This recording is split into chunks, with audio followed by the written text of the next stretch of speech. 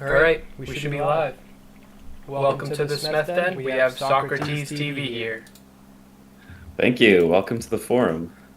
All right, the forum and the Smith Den meet. So, you reached out to talk to me about peer review, and I like that a lot because after that panel, I I'm worried that I want people to get the right impression. You do cancer research, you deal with peer review in your real life.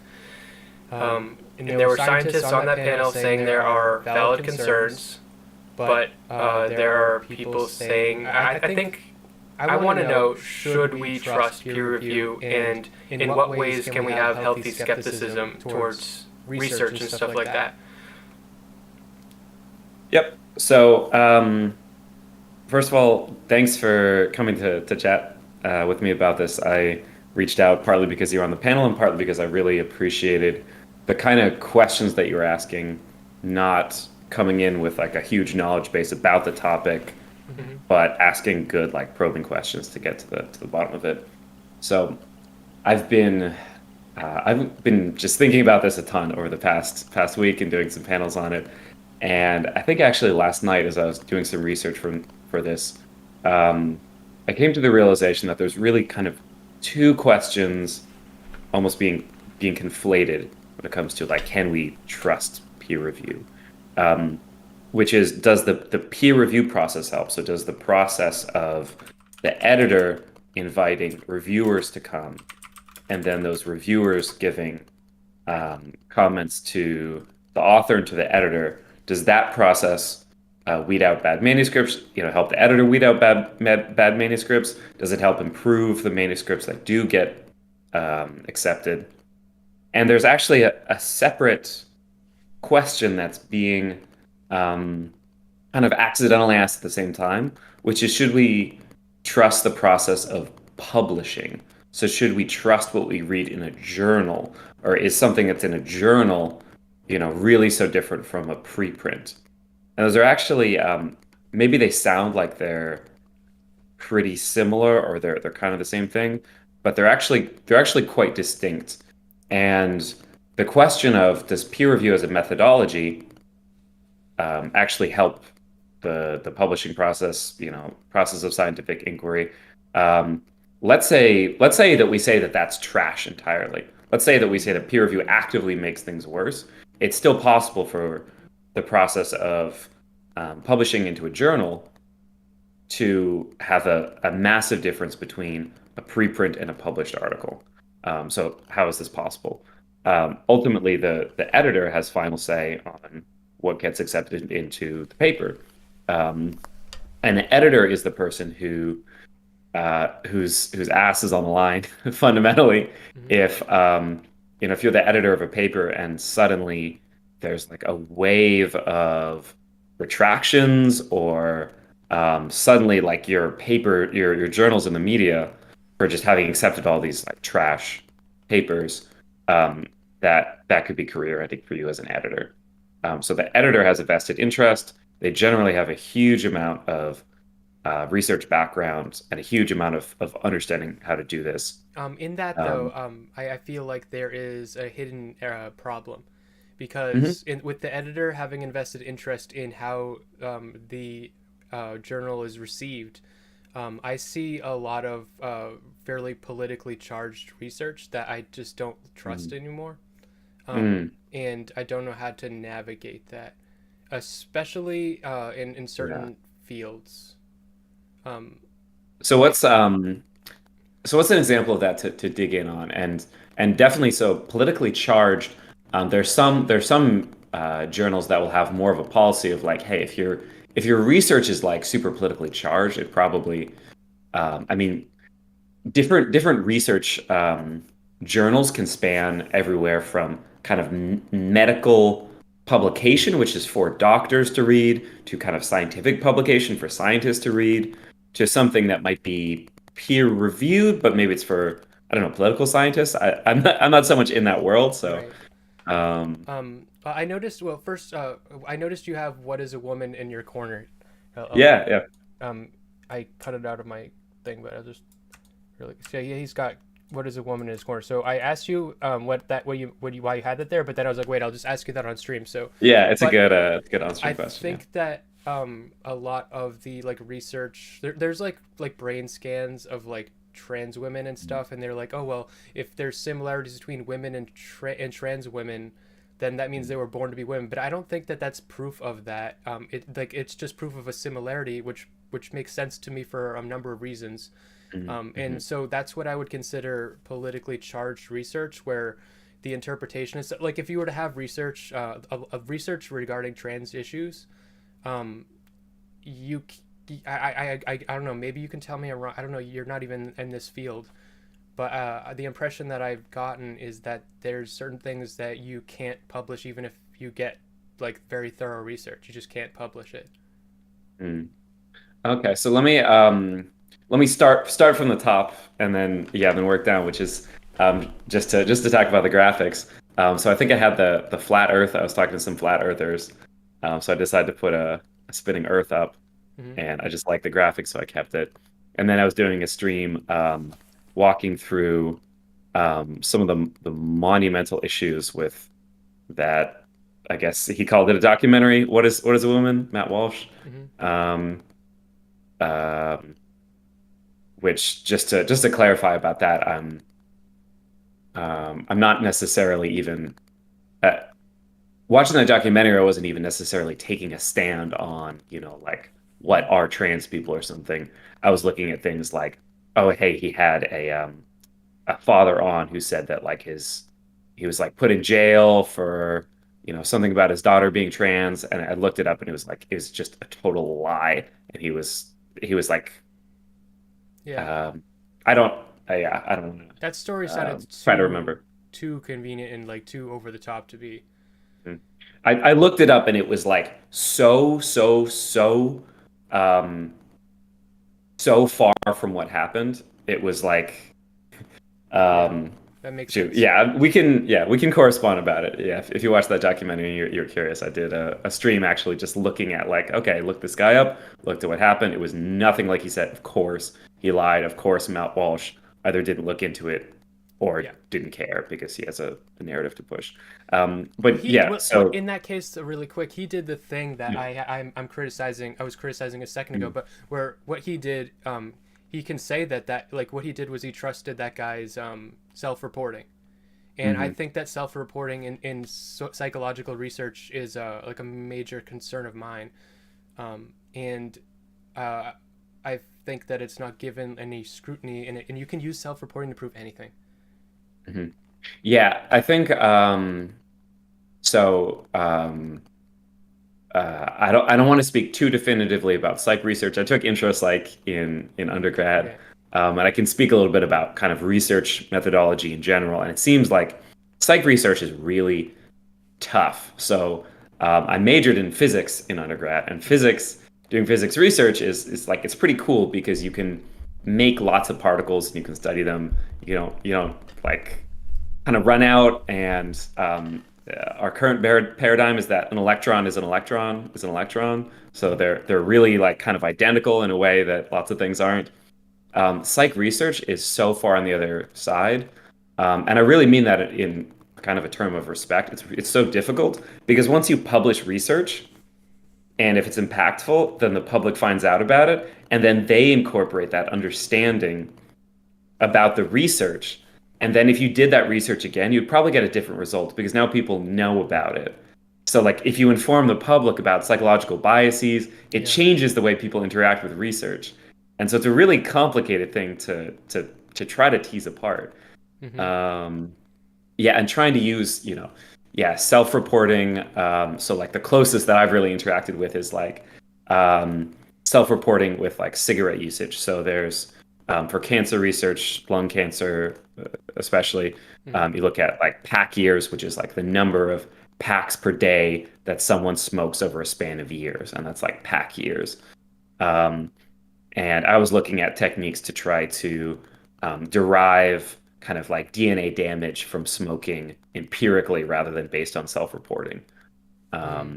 There's also like genetic factors in addition to just, how do you try to remember that and account for that really accurately? That's difficult. And Yeah, then when you want to ask somebody about their feelings or something like, how happy were you on this day? That's a difficult thing to kind really of like difficult. Yeah, quantify or because they don't recall. even know Yeah. how like I mean we don't even know how we're, especially being on a stream. We Hmm. definitely don't know how we feel. It's weird. Yeah. Um, so with peer review, um, I watched some of stream, a couple hours of a stream that you shared with me, where you were doing like a mock peer review, Mm-hmm. and I wrote down like a couple notes, but Yeah, yeah, yeah. you scored it on relevancy, clarity, technical precision. Uh, if it delivers, is that one of the Hmm. things? And Yeah. translatability. Hmm. Um, and you gave it scores for those, and then after that you concluded that it needs revisions, and then you said that you would give it revisions, or you'd pass forth to the person that wrote it. They'd get revisions. You said that the way that would be done is it would be like anonymous, so they wouldn't know who told them to make what revisions. Um, So there's different models out there. So like the last paper that I got published, it was like reviewer one, reviewer two, reviewer three, and actually don't know if it was blind, if it was like one way or two-way blind. So I don't know if they knew my name. That might be the most common. You can have double blind, so the authors don't know the reviewers' names, the reviewer doesn't know the authors' names, or it can be fully open, so they both know each other's names. And that's definitely a really interesting topic of discussion. So one thing I want to come here talking about is that um, there's so much to analyze and probably reform and improve about peer review. I would never say like peer review is perfect, and we've reached the final stage in like the 50s, and now now there's nothing changed about peer review. I think it's really important to investigate those. Some of the studies I've looked at said that it didn't make a lot of difference. Some said that maybe having seeing the author's name for reviewers made them actually a little harsher overall, or willing to give like more feedback or more direct feedback, something like that. Um, but I won't stand by that as like that's definitely how that works. So I think that's definitely something worth investigating. okay, but do you trust peer review? Or so wait, before you made a distinction, um, Hmm. that so I think that the assumption that people are making is that peer review is what means is the stamp of approval that means we should trust a publication. Hmm. But you're sort of saying also that maybe just should we trust the publication at all, or something along those lines. And Yeah, yeah, because yeah. Sorry, go ahead. yeah, well, you continue. You're yeah. I'm ready. Yes. So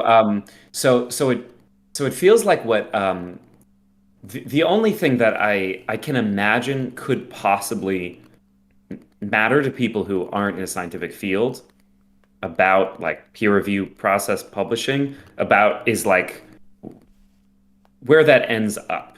So it's like if I read a peer-reviewed paper, like is it any good? Does it mean anything? I have a um, hard time relating to, and maybe I'm missing something, but I have a hard time relating to that some particular methodological step along the way, like of peer review, in particular, could be something that in general people who are outside of a scientific field have some really strong feeling about. What it feels like the thing that must matter is like, well, if I read something in a journal, like, is that really any better than some random preprint on bioRxiv?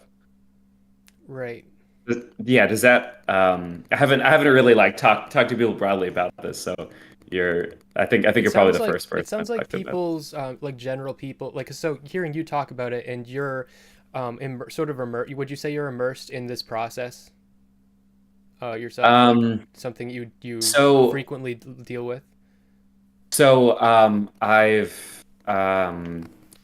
I've been through review process in terms of getting papers published and getting responses from reviewers and writing responses to reviewers and having to redo figures and do more analyses and do all these different time-consuming things to revise a paper to resubmit.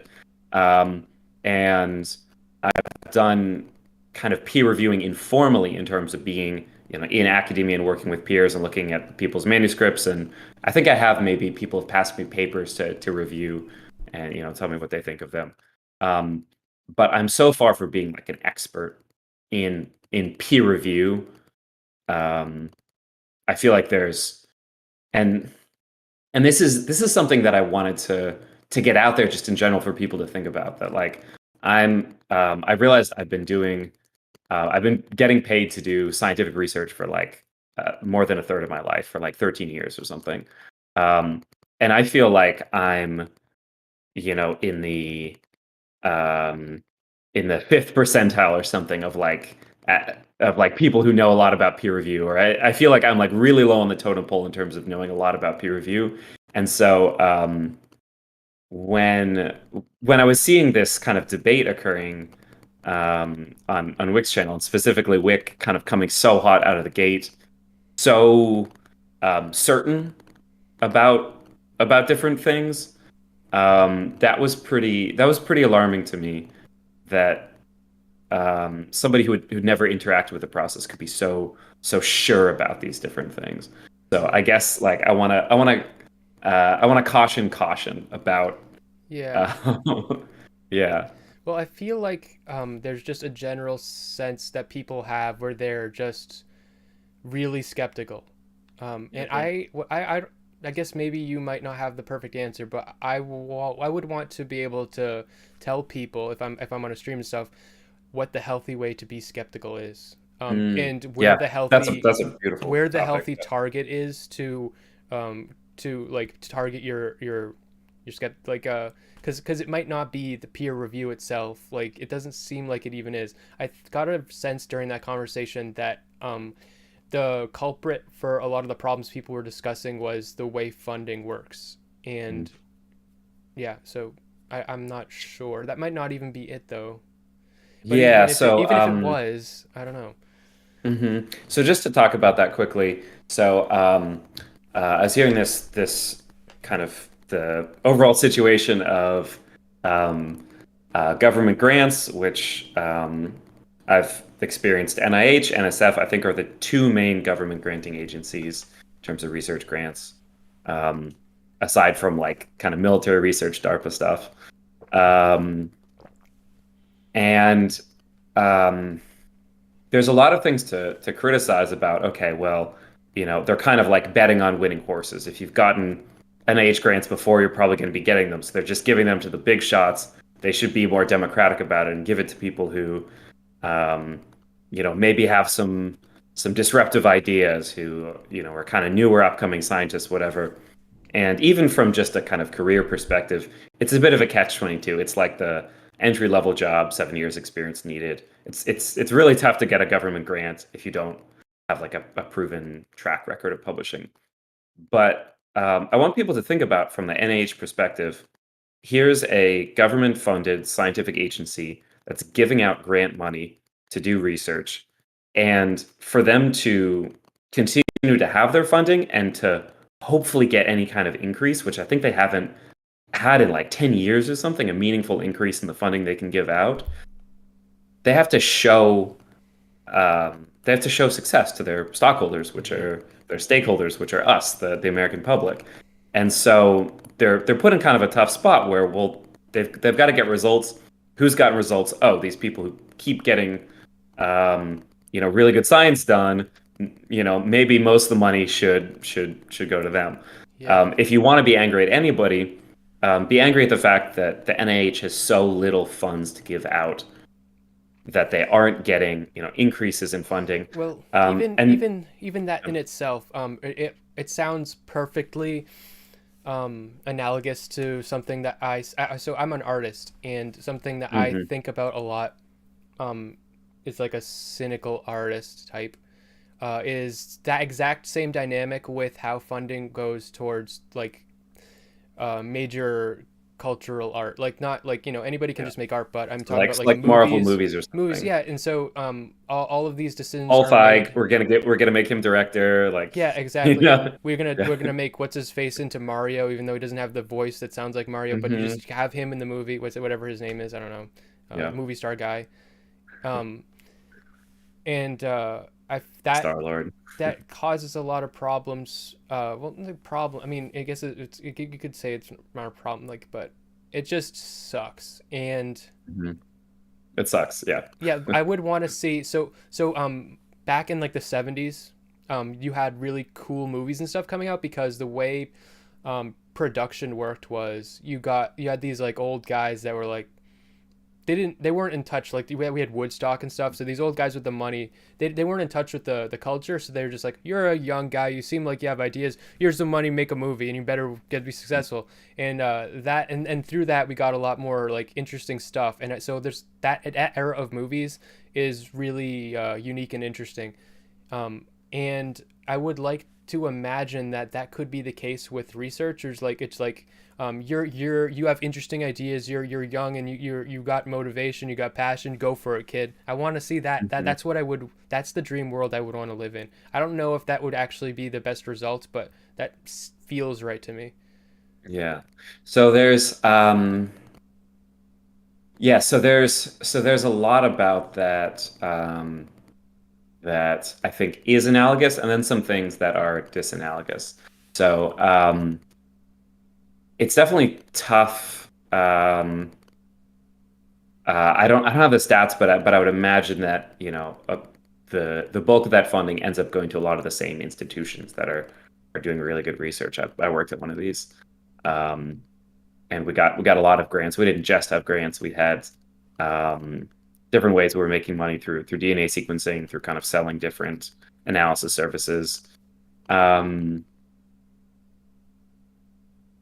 so it would be great, and I think so the one of the really important disanalogous things with um, scientific research is that a lot of the really cutting edge research, um, there's a lot of um, cost associated with like setting up the background to do this research. There's a lot of regulations to go through for really really good reasons. It's very tough to set up the whole like background to do these experiments. So let's say you want Mm-hmm. to um, like there's a lot of research that involves like animal testing. And so let's say, oh, you want to do neuroscience on some monkeys. Well, if you're not Elon Musk, whatever, and you can't just, I don't even know how he made that happen. It was like horrific, what he did, but that's a different thing. But if you're bound to any kind of code of ethics, Mm-hmm. either like by your own internal integrity or by some like IRB research board, then it's actually like pretty tough to set that up. And so like giving some researcher out there, hey, here's some funding, go set this up. It's not like, hey, here's some money for Right. camera equipment and some money to hire some actors and okay, my buddy knows a location you can shoot on. That was in the back of It's my head. Well, it is kind of similar. Like it isn't easy to set up the whole production for a movie too. Like, Mhm. but yeah, you do need like for so I do think for both you do need some kind of like you can't like you can't just give a random person the like, oh, here's the money for the equipment and expect them to know like how to set that up. And Mhm. also it would just be so much money, and you would want to give it to someone with already like something to work with, so that then it wouldn't cost as much money, and Mhm. it wouldn't waste as much money. But Yeah. um, I don't know. Maybe then in that case, the institutions you're talking about, that are doing the really good research, they get the grants and stuff. Maybe in my scenario, there could be the hip and young upcoming guys could go to those places, and they make appeals to those places, and those guys, all right, you got a shot, and they use their resources and stuff like that. Does that Mhm. sound crazy? I don't know. I'm just, I So don't know what I'm talking about right now, you know? no, so that doesn't sound crazy. And so the closest thing I can think of in terms of having experience with that is, um, say the institution I was at. I'd love to talk about it. Maybe off stream we could talk. I don't want to dox myself for now. I've considered it because there's a lot like I could talk about with so many things. Um, but there were a lot of researchers there who were quite young, the kind of, whatever, 30 under 30 types who were kind of hotshot, really young scientists, but already by that age had done some pretty excellent research, maybe with like a PhD dissertation or something like that, that had gotten a lot of traction. And we're doing really kind of cutting edge, like, hey, here's this kind of idea for something that theoretically could work. Like, let's try to implement it.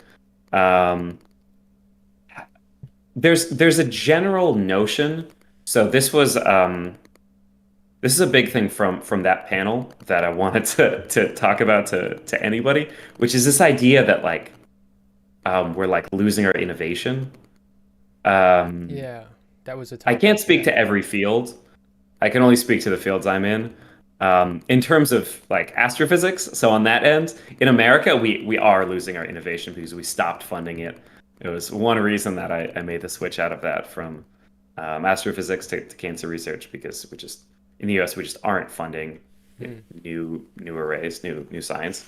Um, but when it comes to really the field that it seems like is kind of the most relevant to this um, of disease research. So like so many people kind of got thinking about this topic because of COVID. Um, and so in the and cancer research has been in the public discourse as well a lot. So in terms of infectious disease, um, I just went to my friend's defense this morning. She was working with infectious diseases, um, like a cousin to Ebola. Um, and where was I going with this? In that field, this is one of like the most. Uh, I feel like we must have the most innovation right now of any time in human history Hmm. because we completed the Human Genome Project, and so we have this new capacity and technology for unlocking like an understanding of biology that people have just dreamt of for like tens of thousands of years, or certainly thousands of years, having some ability to understand how like life works. And I we're doing it now at this like insane rate over the yeah, last like 20, 30 years. That's never been possible before. like every like year or so, I end up hearing about some really like interesting, like inspiring, unique thing coming out of cancer research. But that being said, it doesn't seem like I'm like I hear about it, but then it's not like I'm hearing about it actually being thing. Like something I heard of, and I watched like a documentary on, I don't know, like a few years ago, was some kind of cancer, and you might know something about it. Some kind of research regarding taking viruses and training them to specifically target cancer, and it had like really good results according to this documentary I watched. Um, and haven't like heard anything else about that. But I was like, I watched that documentary and I was like, if I get cancer, I want that. Hmm. Yeah, so there's a whole field now of um, using the I guess it's called immuno-oncology. So figuring out how to get the immune system to re-recognize cancer. So I'm gonna give just like a really brief like piece of some background um, on cancer, which is just that, and not to alarm anybody, but um, there are tumors constantly growing kind of all over your body, and most of these disappear on their own. They're either kind of genetically unstable and they collapse, or your immune system finds them and targets them and gets the cells to say, "Hey, you need to you need to chill out. You're gonna go to sleep. These cells need a lyse." So the cells kind of like pack all their toxic components up in little pockets and then just kind of break apart. Um, So most of the time that happens. So the immune system is quite good at finding cancer, but cancers find all kind of ways to suppress the immune system or become ignored by the immune system. And so there's a whole field now of figuring out how to get the immune system to re-recognize cancer. And it's when it works, it's incredible because you're not putting any kind of like toxic substance into your body. It's your immune system, which is really, really good at killing cells in your body that shouldn't be there. And in general, it has the potential for not kind of causing any really horrible side effects. So that type of treatment, when it's effective, which depends on the cancer type, but when it's effective, is can be extremely effective. And this is kind of what cancer research has been doing over the past, say 20, 30 years, is finding different specific situations where some kind of treatment or intervention can be very effective. And at the same time, trying to improve the treatments that can be used more broadly. So there's more and more specific types of tumors that we have really good treatments for, and we're slowly trying to raise the bar for these more kind of broad types of cancer treatments. Cancer is a really, really difficult disease to treat Yeah. because it's so diverse. Yeah. It's not really like one disease. I don't know if you've It's your kind of heard that natural, phrase it's your, yeah, before. it's your natural body fuck ups that just fuck. It's like, it's almost the way you described it made me think of natural selection. It's natural selection towards Exactly. death. It's like the most natural selective death cells, you know? Well, um, it's selection toward life, right? Because well, it's it's the cancer, yeah, um yeah, yeah, but it because kills it's you. it kills you, right? So the cancer cells are doing what cells have been doing forever, which is they've been evolving to proliferate and do really well in their environment with respect to growth and moving across their landscape, which unfortunately happens to be your body. Mhm. Um, Maybe there's something for us to think about metaphorically with humans kind of destroying the earth, climate change, Mhm. something like that. Yeah. Um, but yeah, it's kind of a natural thing for cells to do to evolve to figure out how to grow. Um, and so it's not like so there are specific cases. So like HPV, for example, is a virus that can infect uterine cells and cause uterine cancer, cervical cancer. So men and women should get the HPV vaccine Mhm. so that you help prevent the spread of this virus, which can cause cancer. Um, and um, there there might be other viruses that can cause cancer. There's different ways that your body can incur kind of DNA damage that can increase risk of cancer. Mhm. Um, but it's something that can just happen with endogenous cellular processes. Every time your cell duplicates, it makes some Yeah. errors in copying, and those errors accumulate. It can lead to cancer. Aging. Aging, exactly. And a single tumor can have like 100 distinct cancer populations within it. There's someone in my So, chat that says that they have done some cancer research and they had a couple of things, and I want to just oh, pop them awesome. by you. They said, well, they wanted to add earlier, also cells have ways to recognize if they're damaged to stop them from reproducing, but a cancer Yeah. cell will often not, will remove that stop. Um, Yeah, so they're supposed to detect DNA damage in apoptose. Um, and so there's like the current model of cancer is it's like a multi-hit hypothesis. So you've got 3 billion base pairs of DNA, and it's like you're throwing darts at a dartboard, and you hit different bases on the DNA, and you mutate them. mhm. And if they hit certain places and certain genes, they'll um, kind of give the cancer new superpowers. It'll be able to grow at an accelerated rate. It'll be able to not apoptose if it gets if its DNA is damaged. It'll be able to put the immune system to sleep. Actually, put immune cells to sleep that come near them, or become invisible to the immune system. So could you have like Um, this of like the same type of cancer? So say this person was just mentioning cervical cancer. They said mhm. it's interesting, but could there be like different types of cervical cancer that behave totally differently? Yeah. So there's a lot of different growth pathways for cells generally. And one thing that can happen is um, these pathways are in some kind of intricate balance, and a mutation, the right mutation in the right gene, can cause this kind of cascade where it's causing the um, other genes that it regulates to become on all the time. So they're always pumping out RNA transcripts, which are always activating things downstream. And if this is like a growth pathway, then it might be growing way, way, way more than it's supposed to. Kind of stuck on that growth. So cells in your body are only supposed to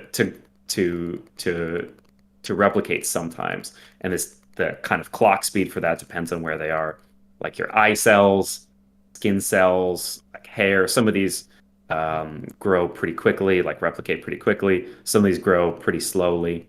Um, and so, yeah, if these are stuck on, obviously that's a big problem, and they'll keep Yeah. growing. But there's other things that has to happen to make that um, tumor become a cancer and to make it malignant. What is the definition of malignant, real quick? I mean, we hear it all the time, but Hmm. malignant means what?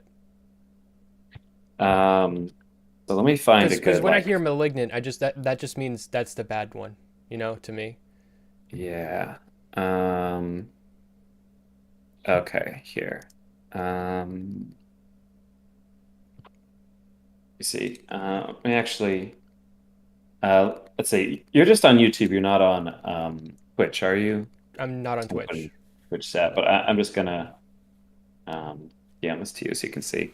Okay. I like looking at pictures, and in my job, I get to look at a lot of pictures. So, yeah, so we got that up. So, cell with mutation. So hyperplasia is when let's see if I can remember all these. Hyperplasia is when the cells are growing more than they're supposed to. So you have more cells. Dysplasia is when they're kind of growing um, like in a weird way. Um, in situ cancer, um, actually can't remember the exact definition for this.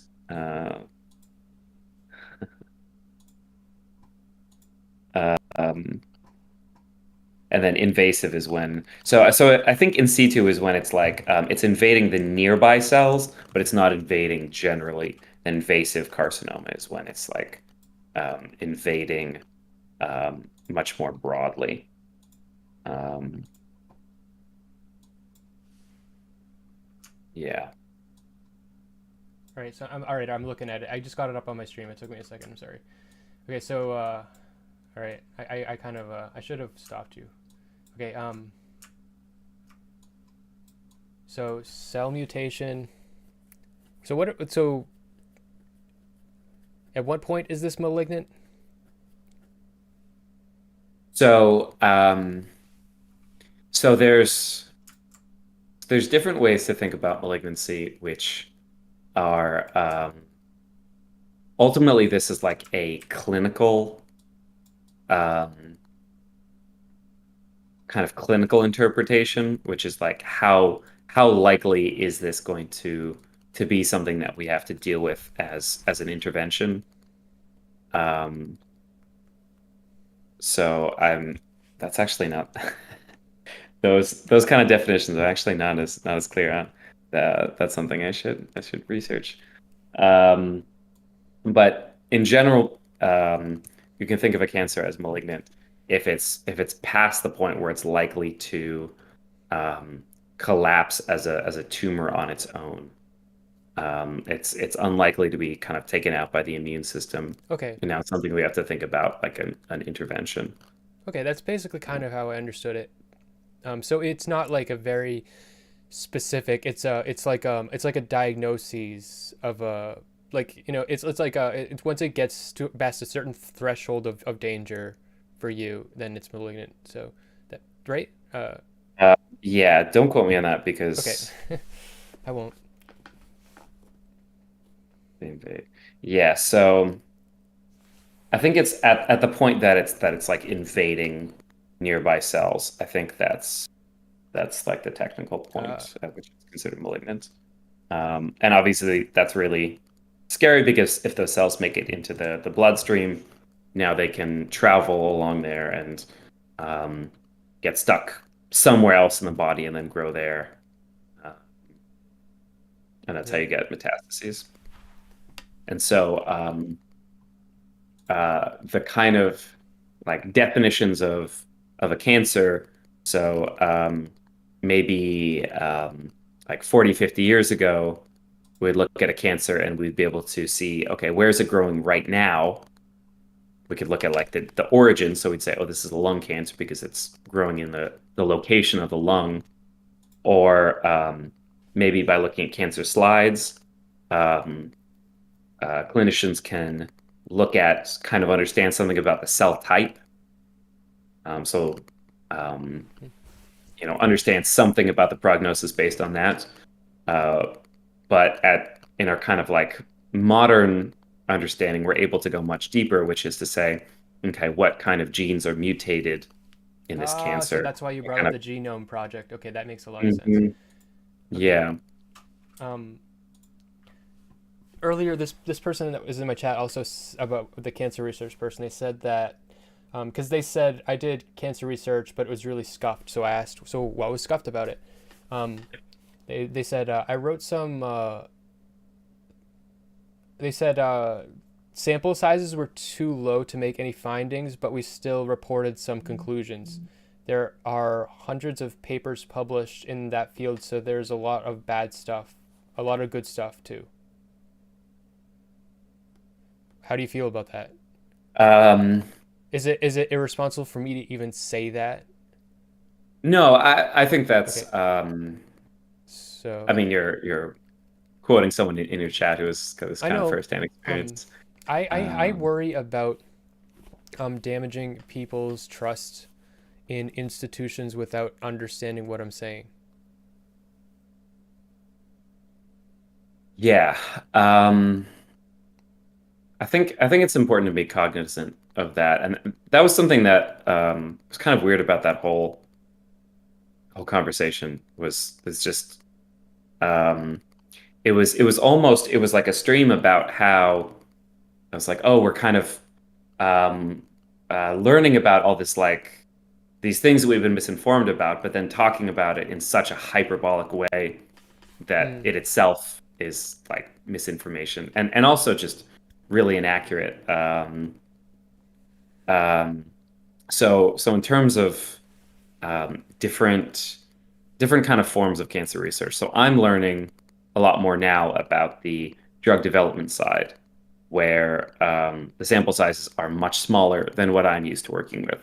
So I'm used to working with these really massive data sets that have been generated. So like the TCGA.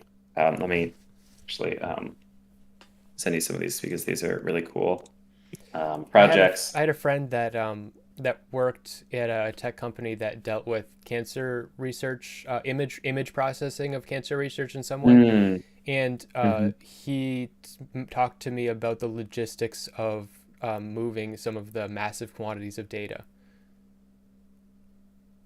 It's sorry about Like because there were like scans, giant mm, image scans of human tissue, yep. and like the massive he said like there was so much data, like they had to like come up with like creative solutions to changing their logistic, because they wanted to do something, so they had to like take trucks of like servers and Mm. stuff like that, Yeah. um I've personally I've um biked a hard drive from one part of the city to another Hmm. because the data transfer was taking so long. Have you ever done Because anything with AI? Someone in my chat just asked. yeah, so at a general level, so in terms of machine learning, um, feels like there's a whole debate on like what things are AI or not AI. But in terms of um, taking a large data set and using some training set to make conclusions about uh, some case set. Yeah, that's a lot of what I do. So um, everything I do um, is like on a computer. I don't do any wet lab or it's called also bench biology. So I'm not there like pipetting, doing any of that. Everything I'm doing is on a computer. So it's like uh, writing programs, writing scripts Mm. to analyze data and um, also helping kind of inform how experiments are designed so that we can make the best use of that data. Um, okay, so this person just brought up something that I think is really interesting, and something tying into what you said a second ago. It sounds like sample size is one of the places to focus on trying to improve if you want to be critical. And what this person just said in the chat, this is the reason I thought that is because they said that a lot of the problem right now is finding places that will let you have permission to get data from patients. And if you were able to have Very like difficult. hospitals give you a lot of data, then you could use AI to like do a lot more than they were doing right now. Yeah, so this gets into some really, really sensitive territory. And these are Sensitive. conversations that are happening within the field. I've been to seminars talking about this. And so this question of how do we get more um, how do we get more information out of the data that we have without endangering patients? Ultimately, what do patients want? That's a big question. What's kind of safe, informed consent? Um, How would it so, damage? How would it harm a patient? so, um, so, um, so thinking about it in terms of images. So I'm thinking more from my perspective, where if you have some DNA sequencing that you've done to understand um, what alterations have occurred in somebody's cancer to inform treatment, you're also collecting a huge amount of other information about that individual. So you can trace their ancestry back that data. So if you think about like 23andMe, um, I'm not sure exactly what they're running. It might be I don't think it's even like a gene panel. I think they might be looking at like maybe like a couple dozen sites. I'm actually curious. I'm Um, pretty, from my experience, it wasn't like super accurate or super specific. Like my parents did it, and it wasn't like they didn't get like very specific information.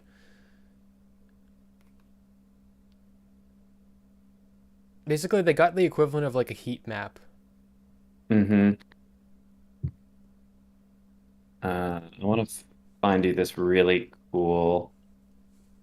uh, really cool image. Um, all right, I'll see if I can find it for you sometime because it's really Okay. cool. So the kind of sequencing they're doing is looking at a really, really tiny fraction of the genome. So there's just to give a little bit of background, there's different ways that you can um, look at look at DNA. So different technologies involved in getting this kind of information. So there's cheaper ones that look at maybe you have like a specific, you know, like 2 dozen sites, 24 base pairs across the genome that you've done some statistical analysis to show if you look at these, you have a pretty good ability to place somebody kind of like geographically on a grid, Hmm. something like that. You could tell what continent, they're likely from, something like that, what country maybe, what kind of like ethnic background, maybe something about certain traits. Um, and then you have um, panels that look at specific genes. So they look at exons for genes that could be um, thousands or tens of thousands of base pairs. And you might look at like a couple hundred of those. You have whole exome sequencing, which looks at all of the exons of all of the genes, which is about 3% of the genome.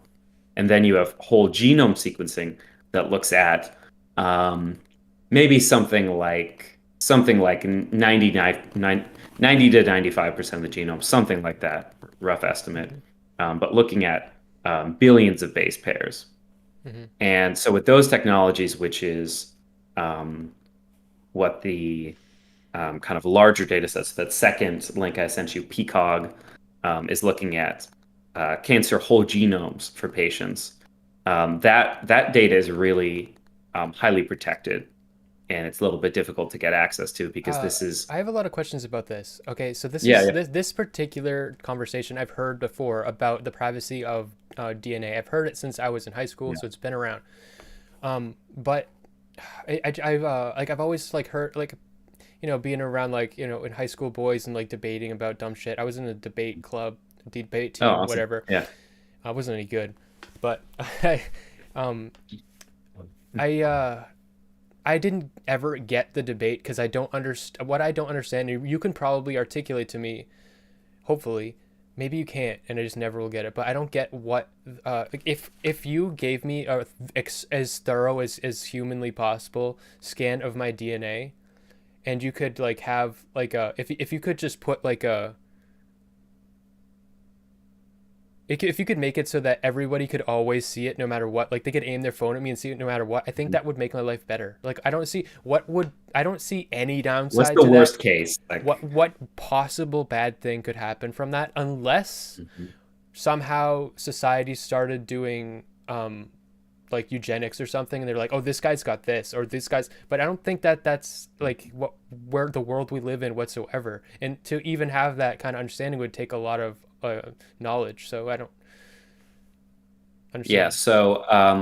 so some of the dangers are kind of closer, and some of them are further away.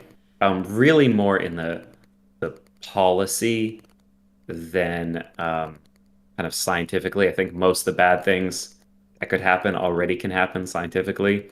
Um, so in general, privacy. So patient records are highly protected. So like a doctor's office, maybe they get shut down or something if they show that they're just like kind of giving away patient records willy-nilly. Those things are in general just highly protected. Um, and this is a very personal and kind of permanent information about somebody. This isn't like, what procedure did you have last year? This is potentially like, what are all of your risk factors for all these diseases? Um, which, Insurance. yeah, so the Insurance. really, really big one is insurance. And currently, I don't know if there's been cases of this. Have you seen the movie Gattaca? No. It's a fun movie, and it's kind of exploring like the worst case. It's a science fiction movie, um, mostly in terms of the society that exists. At that point, it was like technologically sci-fi. It's not really technologically sci-fi anymore, but that's examining like, um, or we're getting close to the point where it's not sci-fi. Um, but that's like, okay, let's say everybody gets genetic engineering. Um, and it's about like this guy whose parents decide to have like a natural baby that they don't engineer, and he's like fucked because he wants to be an astronaut, but they won't let him because his heart isn't like perfect. um and like why would they even hire somebody who isn't like engineered to be perfect? And so in terms of engineering people, we're not at that level, but in terms of analyzing some of those things just from DNA alone, um, there's so much that um, an insurance company could do with, oh, hey, we have this guy's like DNA, their whole genome. Hmm. Um, So the scary thing about insurance companies in general, and policy in general, is that um, for that to be an issue, it doesn't even matter whether these predictions are accurate. It just matters that the policy is working as if they were. Hmm. Because let's say, it's got all these predictions Oh, about risk factors. E- that At a certain point, it doesn't really matter if it's accurate, if it's like excluding people from healthcare because of yeah. pre-existing conditions. Yeah, yeah, and I was just Um, then yeah, yeah.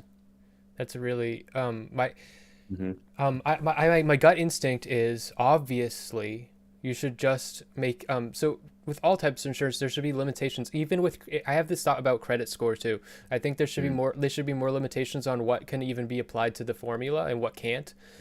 So why can't they just say that you cannot use DNA to impact people's insurance decisions?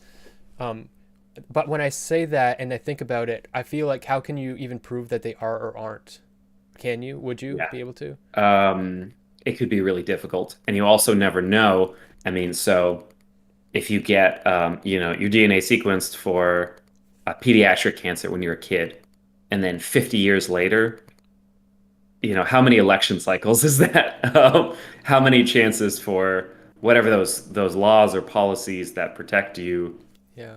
to be It's on the books or off the books, once that that argument information is that out there, it's argument out there. doesn't bother me. I feel like Mm. if you were to make it legal and then people like had this information public, now you've created a world where if they were to remove that and revoke that, like that's just you can't undo Medicare for the same Hmm. reason. So I feel like that like you could make the same argument for not making Medicare because then people would be dependent on it and they could be rug pulled.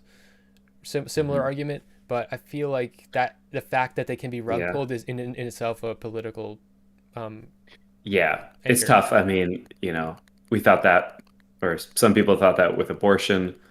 Oh, you're right. Um, Okay.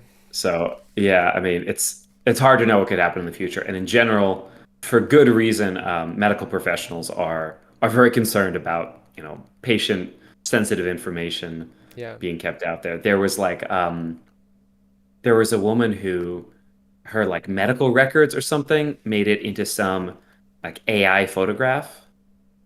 And just like how could this even be in this database? Hmm. Um, I mean, yeah. That's what kind of medical records in what form? Or like text? Um, I can't remember. It may have been photographs. Uh, um, yeah, or what was this like? Yeah, artist finds private medical records, photos in popular AI Uh, training sets. Um, yeah, I I think it was. I think it was photographs. It was if it photographs. if it weren't for Yeah. these perverse incentives, this all should just be public and it would be fine. You know? Uh, Yeah, yeah. I mean, I think at an individual level, having, if we looked and we said, okay, the kind of harms of this are not so great that it shouldn't be it should be left up to individual choice. Of course, if somebody, wants to be private about that, of course they should have that option. I But if don't. But somebody that doesn't. says, Sorry, I keep. yeah, yeah, But if you leave it up to individual choice, then it just is gonna snowball because the more data that they have, the worse it's gonna get. Right, like their model for like an insurance company's model for exploiting that data.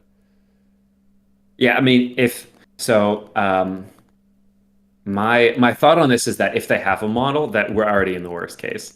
Okay. um, because I don't, if oh hey, we excluded you from coverage because you've got this alteration of this gene, um, Ugh. and it's like I look into it and it's like, you know what, they're right, you know what, so maybe I'll just die. Yeah. Um, I don't care if it's accurate. I don't think it should be in the books. I agree with you. That should be policy, and um, this is something I've struggled with, and as a medical profession, it's possible we might move in that direction, making those more open. Um, so I remember a seminar I went to, the presenter was talking about, well, when I talk to patients about this, they're like, we don't give a fuck, you know. If it could help in research for finding more treatments, then yeah, could, you know, go ahead, do whatever with it. But they're Um, not seeing the big picture of they're not seeing the community of people with similar DNA that end up like in like a slum. You know what I mean? They're not seeing that. Uh, yeah, yeah. the racial implications too, probably. Yeah. hmm Oh, getting a Wick raid. Oh, perfect. You're here to learn about peer review and why is he in yet? And why yeah, and why Wick was 100% wrong in all of his takes. And I'm 100%? not memeing. He was 99% wrong. Okay, so let's get into that then. Yeah. So there was a particular article that he was referencing. So hmm you're referring to that. Um, that was the Yep. article he got him very passionate. And Yeah. I I think we should talk about that article if you disagree with it because there are valid concerns to be talked about regardless. Yeah, so I'm honestly overall probably like happy on net. I'm probably happy that Wick came strong out of the gate with the worst, most hyperbolic takes Are you imaginable just on this saying that because he topic. just came in? I, He's no, well, in a way, yes, because I want to say it to his face. I don't want to say it behind his back. I love you, Wick. But those were um, pretty much everything you said was contradicted by every source that we looked at. That being said, there's something to some of that conversation. So it's not entirely wrong in that there are issues with peer review, there are things that need to be reformed. Um, it doesn't appear to stifle innovation. Every paper that was cited in support of that said either didn't mention peer review or said that actually other things were the factor, or that maybe innovation isn't even going down. So it said that maybe we've just plucked a low-hanging fruit, we've done the easy stuff, and now it just gets harder because it's just hard to progress now. Um, maybe there's so much scientific background you have to learn to even do cutting-edge science that there's more of kind of a knowledge burden on researchers. Um, so getting straight into that paper, so this was the rise and fall of peer review, right? So this is the one that we were looking at. Um, this Mastroni guy. So I want to zoom down into this particular paragraph. So um, there's this paragraph where it's talking about how reviewers only caught 30% of the major flaws, or 25%, or 29%. So I did something kind of um, kind of different when I looked at these papers, which is I read through them. So so who wants to take a guess? Sorry, I feel like I've redirected to talking to chat instead of talking to you. it's Um, normal, but yeah, I feel it. I understand. It happens. yeah. Um, I can You feel got that something tunnel shift. this is what you came here to talk about, and you want to talk about it publicly. So Yeah. Um, so the first study was talking about so who reviews the reviewers. So the first thing to say about all three of these papers is that um, none of them purport to measure the efficacy of peer review. It's not the intended result of the study of any of these papers. It doesn't mean that you shouldn't use papers for kind of off-label effects. It just means that you have to be careful about doing so. Because if you're using a paper to evaluate some question that is really fundamentally different than the reason they performed this study, there may be a lot that you might be missing in terms of how the study was performed, whether it can be applied toward that objective. So the first one is about whether this method of using a fictitious manuscript to evaluate peer review is effective. So they're asking this question: is this a method that would work?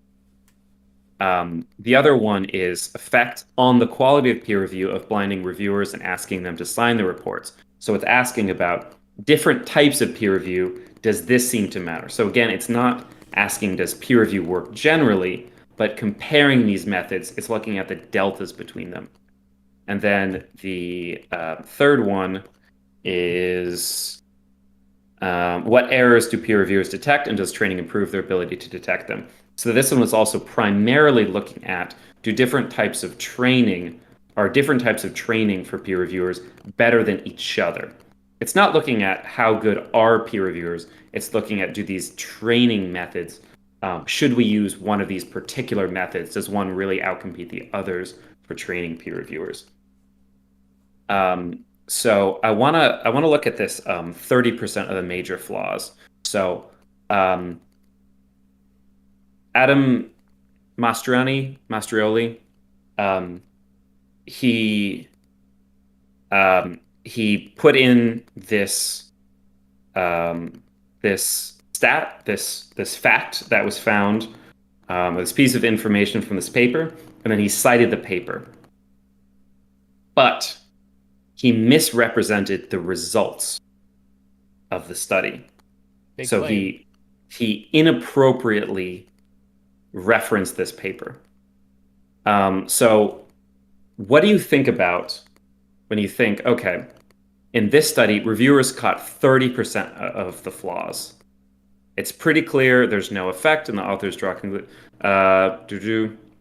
Peer review doesn't work. Okay, cool. That makes me So think that someone like so that makes me think that some other people went through and they found 70% more flaws. And So they so just yeah, so just to explain the study design, because yeah, it's clear it's not even clear like what these studies were on. So in these studies, they took like a real paper and they added flaws to it, and they said like what proportion of the flaws did peer reviewers even catch, and they had okay. like major flaws and minor flaws. Then this was looking at the major flaws. So it's saying like, okay, of the major flaws, like what proportion of the peer reviewers even get? They only got 30% of them. So does that sound like pretty bad? Like, what do you think when you hear that? Like, what proportion of papers like went through with flaws in them? Like, what's your gut reaction to feeling like that? It feels like, to me, it feels like oh shoot, like they're not catching most of the flaw. Like most of Yep. the flaws are getting through, Yep. right? That's like the Yes. feeling you get from it, and that seems to be his point, right? Yeah.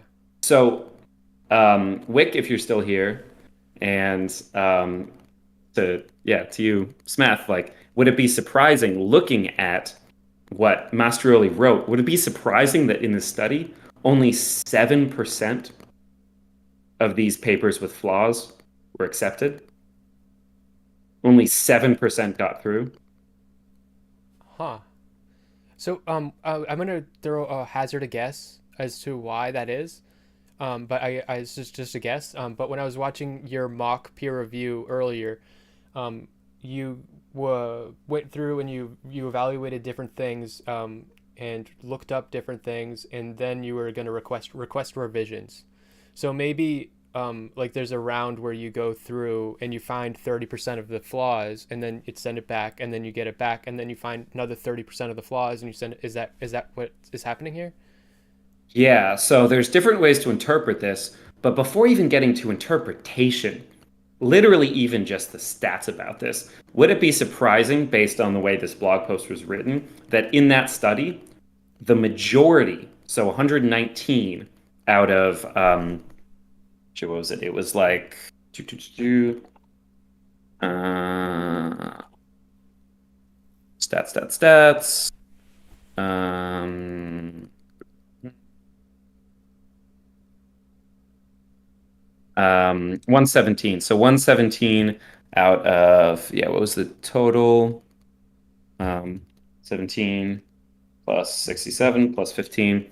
So 117 out of the 199 recommended rejection. So not revision, not like, improve it, make it better. Wow. 117 said rejection. And those reviewers found 39% actually. It was the reviewers who recommended revision that had 29.6% of the errors like discovered in the manuscripts. So he quoted like one number out of the study. That's just a small number. Just a small part, and it's not even relevant because they were sending it for review or for revision. Yeah. So they were saying we can't accept it as is. Yeah. But they only wrote about 30% of them. And so there's something to be said for the social dynamics of this, which is like if somebody, so let's say your friend gives you, let's say not even a scientific paper. Let's say a friend gives you like an essay and it's like really, really needs a lot of work. Um, I think what should happen, I think what we agree should happen probably, and there's things to criticize about this because, maybe they should have caught more. Maybe they really did miss these, and maybe they caught them, but they didn't talk about them. If your friend gives you, this essay and it's like there's a ton of errors, maybe you should like mark up every single one. But at a certain point, you may say like, okay, here's kind of the biggest things, like fix these, and then like we'll talk about it again. Yeah. So it's a commonplace for you to go through many cases of revision, right? Like it's not usually just Exactly. one. It can happen. So if there were, what was it, like 8 major errors, and let's see, what were the total number of like, um, uh, it was some number of major errors and some number of minor errors, 10 major and 13 minor errors. So it's like they find three. So if they find 30%, they find, let's see, and 22%. So they find like 3 major errors and like 4 minor errors, and they say, okay, you've got to revise this. That's not saying that they'll accept it as soon as those are corrected. If it Yeah. comes back and they find more errors, more major errors, they'll say, okay, yeah, it's improved. Now do these things. Yeah. You've re uh, established my faith in the system, but you've also said that there are things to be critical of, and if you don't want to move on too quickly, if you have other things, because I know you're like prepared to talk about this. So, but I spent a lot of time last night reading yes, these. yes. Uh, So, but so what is to be gleaned from and learned from this conversation that is good? Because clearly there are problems with the system as it is, um, from the way you're talking, but not anymore. Now, from everything you just said, now I'm like, oh, it's all great. So tell me, why should I not say everything is all great? hmm So, okay, so there's criticisms that I have about peer review. So, and there's so again, so for people who just joined, actually, this is super relevant. So, separating out these questions of issues with peer review as a methodology and issues with like publication. So, issues with the difference between like a preprint and a published article, those aren't the same.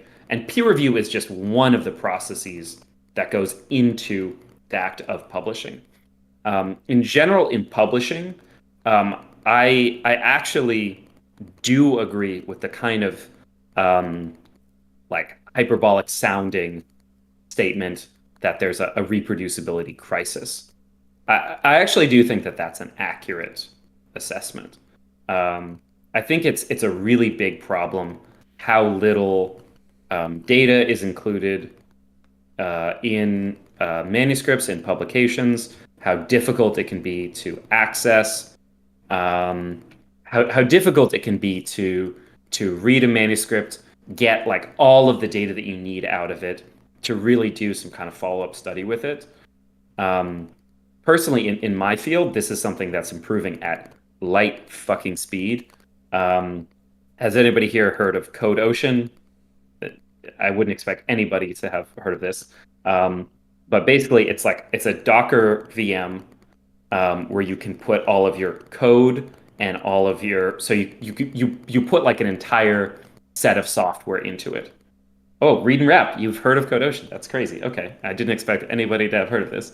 Um, in my last published paper, I didn't just have the data, I had an actual environment where you can run code and it has all of the exact versions of the software that I ran.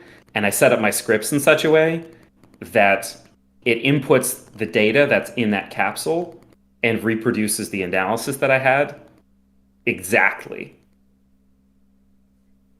Like not close. These are like stochastic algorithms, but I set seeds, and it's exact versions of software packages, everything.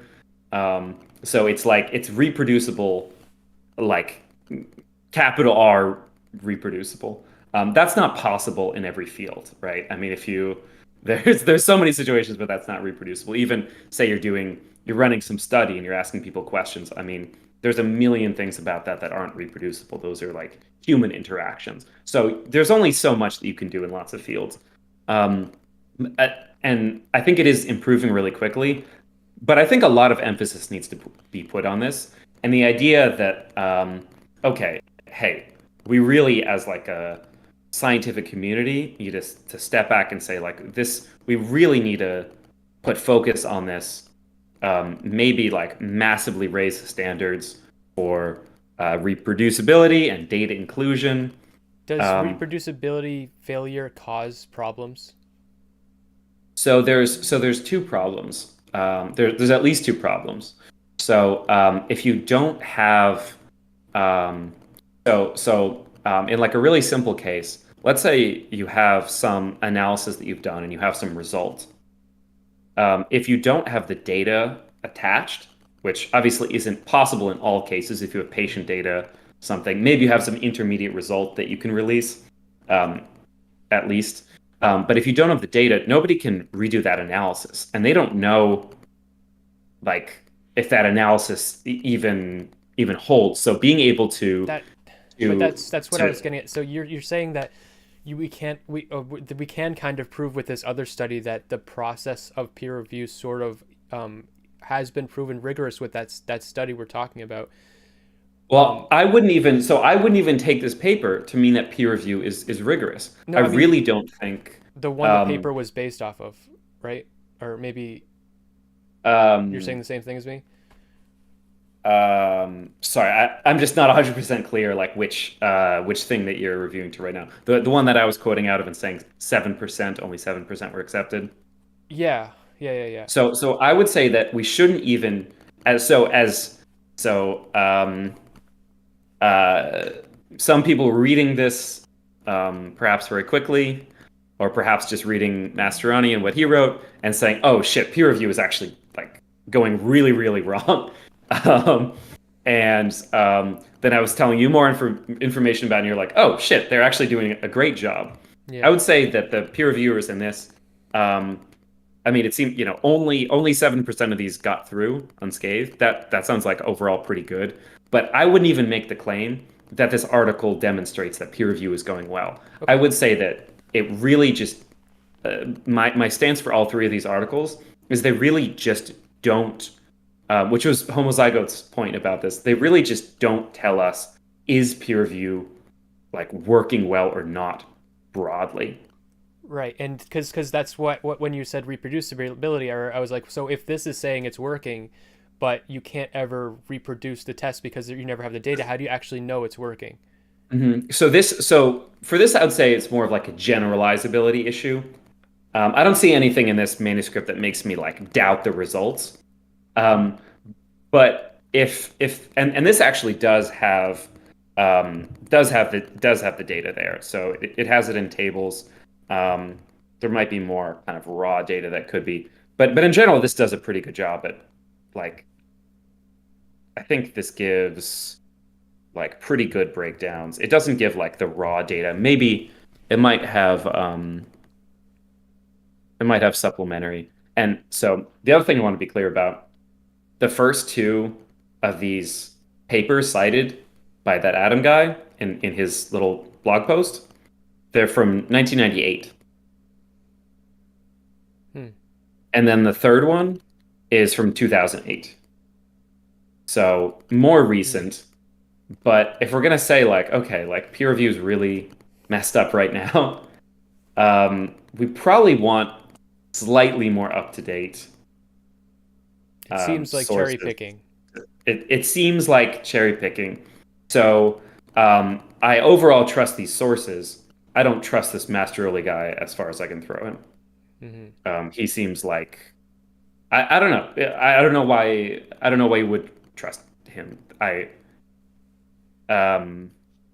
just to point out when I was reading through this initially, he was just saying some pretty nonsensical stuff. Like back in the day, the entire society um, peer reviewed, the whole society votes. I don't even know what that means.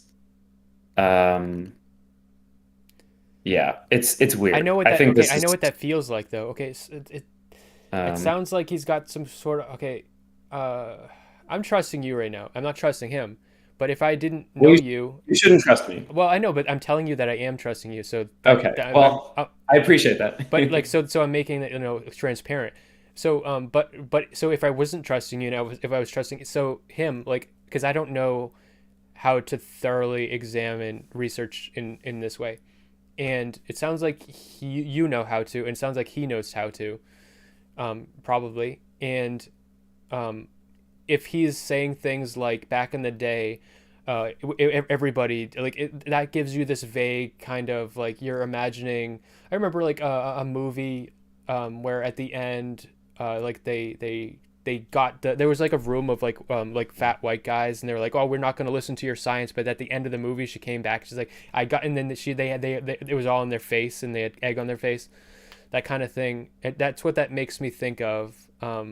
Is that from a civil action? The you can't handle the truth? No, this is from like something stupid. It was like there was this is something stupid. I don't remember.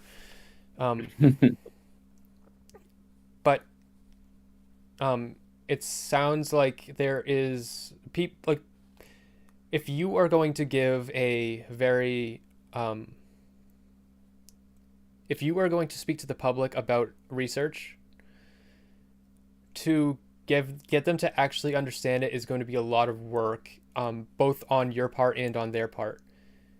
Hmm. And there, I think there is a need for some type of art to giving concise and non like misleading information, because there's a massive demand for this kind of populist message, to be like like you could say anything that's going to inspire people in a certain way, and it's not necessarily going to be good. Clearly, people are thirsty for it. So the first thing I'll say is you should be very, very skeptical, and this really goes for all walks of life. But you should be really skeptical of people who are selling you something.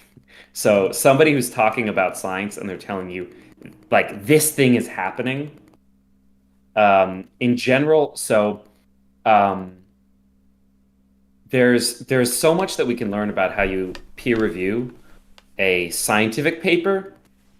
Um, this was something I was doing last night when I was going through this because I wanted to show people actually like what does it look like to do research on research, or to do, so I shouldn't even say research, to what does it take to read scientific research and to evaluate it and form your own conclusions on it, and also to form conclusions about the kind of scientific communication.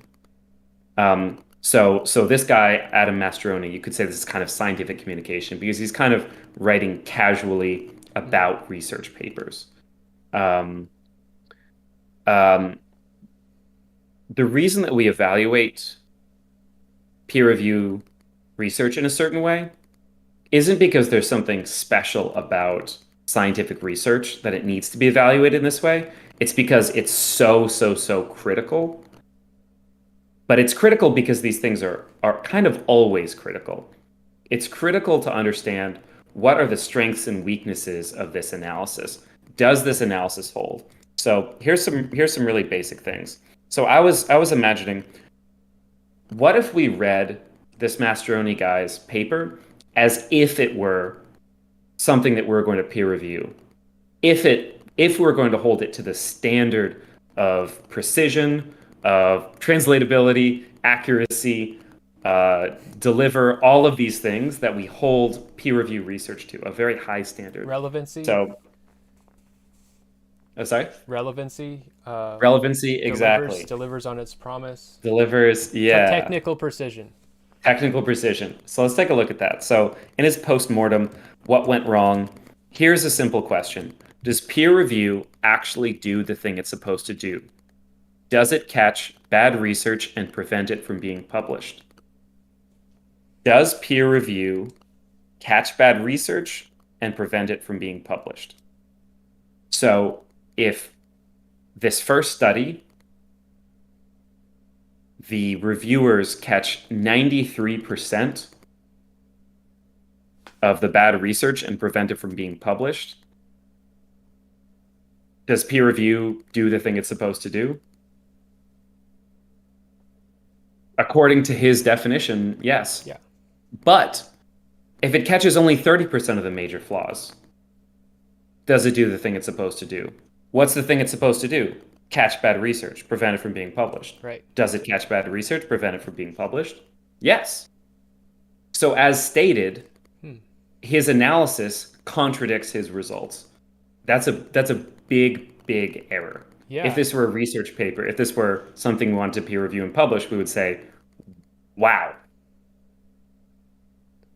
Yeah. You can't just you can't just gloss over that. If he wants to, even if he wants to make that point, he can't make it like that. You know, he can't make it like that. Yeah. What if they only caught 40%? What if they caught 50%? What if they caught 60%? What if they caught 70%? What do you mean? What if like that? So, it doesn't matter because they're catching the errors. Yeah. You would have if to they catch formulate a different 1%. question. Yeah, if they catch 1%, then according to his definition, it's successful. But he's trying to imply something to you. He's trying to get you to make the conclusion rather than him making the conclusion. And so he's presenting, does it catch bad research? They only caught 30%, 25%, 29%. And we're supposed to conclude, oh, those numbers look pretty bad. I guess it's not really doing it. But he's not forming a hypothesis and evaluating. It's unfalsifiable. If it was 60%, we would say, oh my God, almost half slips through. Mm-hmm. So good research has to have some kind of claim that sticks itself to some goalposts that are like nailed into the ground, that can't be just moved based on what kind of sources you find, wherever you end up. Yeah. Right? Yeah. So this is what it's about, is it's thinking, okay, well, maybe it's not functional to hold every piece of writing to the level of scientific publication. First of all, that tells us, okay, we really do hold like peer-reviewed scientific publications made its way into journals at a really, really high standard. It just tells us that, and it tells us that those kind of standards are just useful. Maybe it's overkill a lot of the time. Maybe it's not feasible because it's just a lot of work, or maybe a lot of people can't do it at that level. But it tells us that it's worth doing at least sometimes. And in cases that are really controversial, it's probably always worth doing. And the second thing is just read the sources. It doesn't matter if you're good at it or not. If somebody tells you, hey, this crazy thing is happening, here's a source, do not take them at their word that the source says anything like what they've quoted to you. Well, hold on. I've always been told that with scientific research, everybody tells me that I'm too stupid to read it. Like in more words, like everybody will say, just read the abstract, because if you are actually going to read the data, you're not going to be able to understand it. That's something I've heard often, and it's not just me. I mean, I'm not saying it's something people say often. So there's some things we can talk about. So okay, so if it's from like like sets of experts who have convened in panels. It's from like major scientific organizations. It's generally like that's generally worth like taking at its word. Um, I would say that it can be difficult to read scientific writing. Yeah, as someone said in chat, sometimes it's not purposefully obtuse, um, but it's not written in a casual manner. Um, that said, the kind of differences between what this guy said or what this guy implied with this source and what this source said is something that you could pick up by just reading it carefully. You wouldn't have to, this is like not my field really that I'm looking at. I don't look at this kind of data that often, these kind of studies. Mm-hmm. It's not like super, super technical. There are super, super technical things that you'd have a tough time. Um, but to even like just just try to read it. Just try to see if you can confirm At the least statements that are made there. at least if you are going to like really dig in, or like at least before you like maybe even dig in, maybe before you like post it on Twitter or something. Hmm. Like Read, okay. People say read the abstract, read the title. Sometimes reading the title is easily enough to see that what somebody said is actually not what it said. So, like, somebody linked during that stream an article that was like, um, peer review is the worst system. And it said peer review is like democracy. It's the worst system except for all the other ones that have been tried. It's the best system we have. Like that. That was that was like the headline of the article. Okay. Um, so and then at that point you have to think, okay, somebody sent me this thing or somebody wrote this thing, and on its face, what they said about it is doesn't seem to be what it said. And then you can start thinking about, okay, well, did this person not read it carefully? Um, Do you think he was being or, malicious? That's a tough question. That's the I don't know one. if he was being malicious. I think that he either so for me the two possibilities are he didn't care whether this really said what he wanted it to say, or he knew that it didn't say that and and and didn't care. So he either didn't care to read it carefully to really see what it said. He just thought like, maybe it would be tough for somebody to prove me wrong. Maybe they're not going to put in the effort. Um, and then he didn't really evaluate it, or evaluate it and he said, yeah, fuck it. Yeah, I'm this going to do it reminds anyway. me of something I saw watching like online debate bros, and I saw this tactic pointed out to me. Like sometimes people will say, "Oh, like read it's in the Bible, it's in this part of the Bible." Like this is like Mm, a common like theological like debate tactic, but like yeah. if you actually go back and into that like passage, like it's gonna take so much work to like open it up and do that, and so you're just gonna just kind of forfeit the fact, and Mhm. adding that, It could be tough in real time. Although in the internet age, when people tell you bullshit, you can sometimes, if you put in like a Bible verse, you can get that up in like a bunch of different versions immediately. This is great. I've seen this with like creationist quote mining, where they're like, "Oh, Darwin said that he can't imagine how the eye was formed." It's like, okay, what's the next sentence? Tell me the next sentence after he says that, where he yeah, starts the sentence with "however," comma. yeah, So yeah. with so many of these, it's like you type in what they said and you see like literally the next sentence and it's the opposite of what they said. Okay. Um, So so so I would say that the way that we hold these things in esteem, um, it's all a question of like what you want to put your time into. This is another point that I made last night while I was doing this. A big part of that could be what's like interesting to you, what catches your curiosity. But it's generally a lot easier to find out the flaws in some science communication than in the science. It'll be easier to find, okay, hmm, what claims does this author make about this study that you actually can't get from the study? Then the next level of difficulty is what kind of what does the data look like, or what does the study design look like? that makes it difficult to get the kind of conclusions that the authors of the study say about the study. That's way more difficult. That's way more involved. That's about evaluating the study. But if you look at just the conclusions of the author and they contradict what the person who cited them is telling you, Mm-hmm. oh hey, I've got a source that backs me up, and you look at the conclusion section or the discussion of the paper and it contradicts that guy, then you can say, okay, well, Yeah. you didn't read this carefully, or you didn't care, or you were lying to me intentionally. Yeah, that earlier you said to use the data for its unintended like I used a better word. It was sounded like a pharmaceutical word, like when you I take was it. saying like off label or Yeah, like off off label. Yeah, target. yeah. Yeah. So that makes perfect Yeah. sense. Yeah, you could that it makes perfect sense given everything you said now. That you can use any like you can use tons of studies to use their data for an off-label conclusion and come up Mhm. with tons of crazy shit like that. That Yeah. seems like a You need to be so careful. Like here, they're looking at the differences between these methods, not the absolute level, right? And that's very important. Um, what was the other? So, okay. So the other thing I want to talk about is like, okay, well, a lot of things that were coming up in that conversation were about transparency, and like transparency is so important. None of these papers that um, talked about these errors that they were adding. One of them had breakdowns of like summaries of the types of errors that were introduced.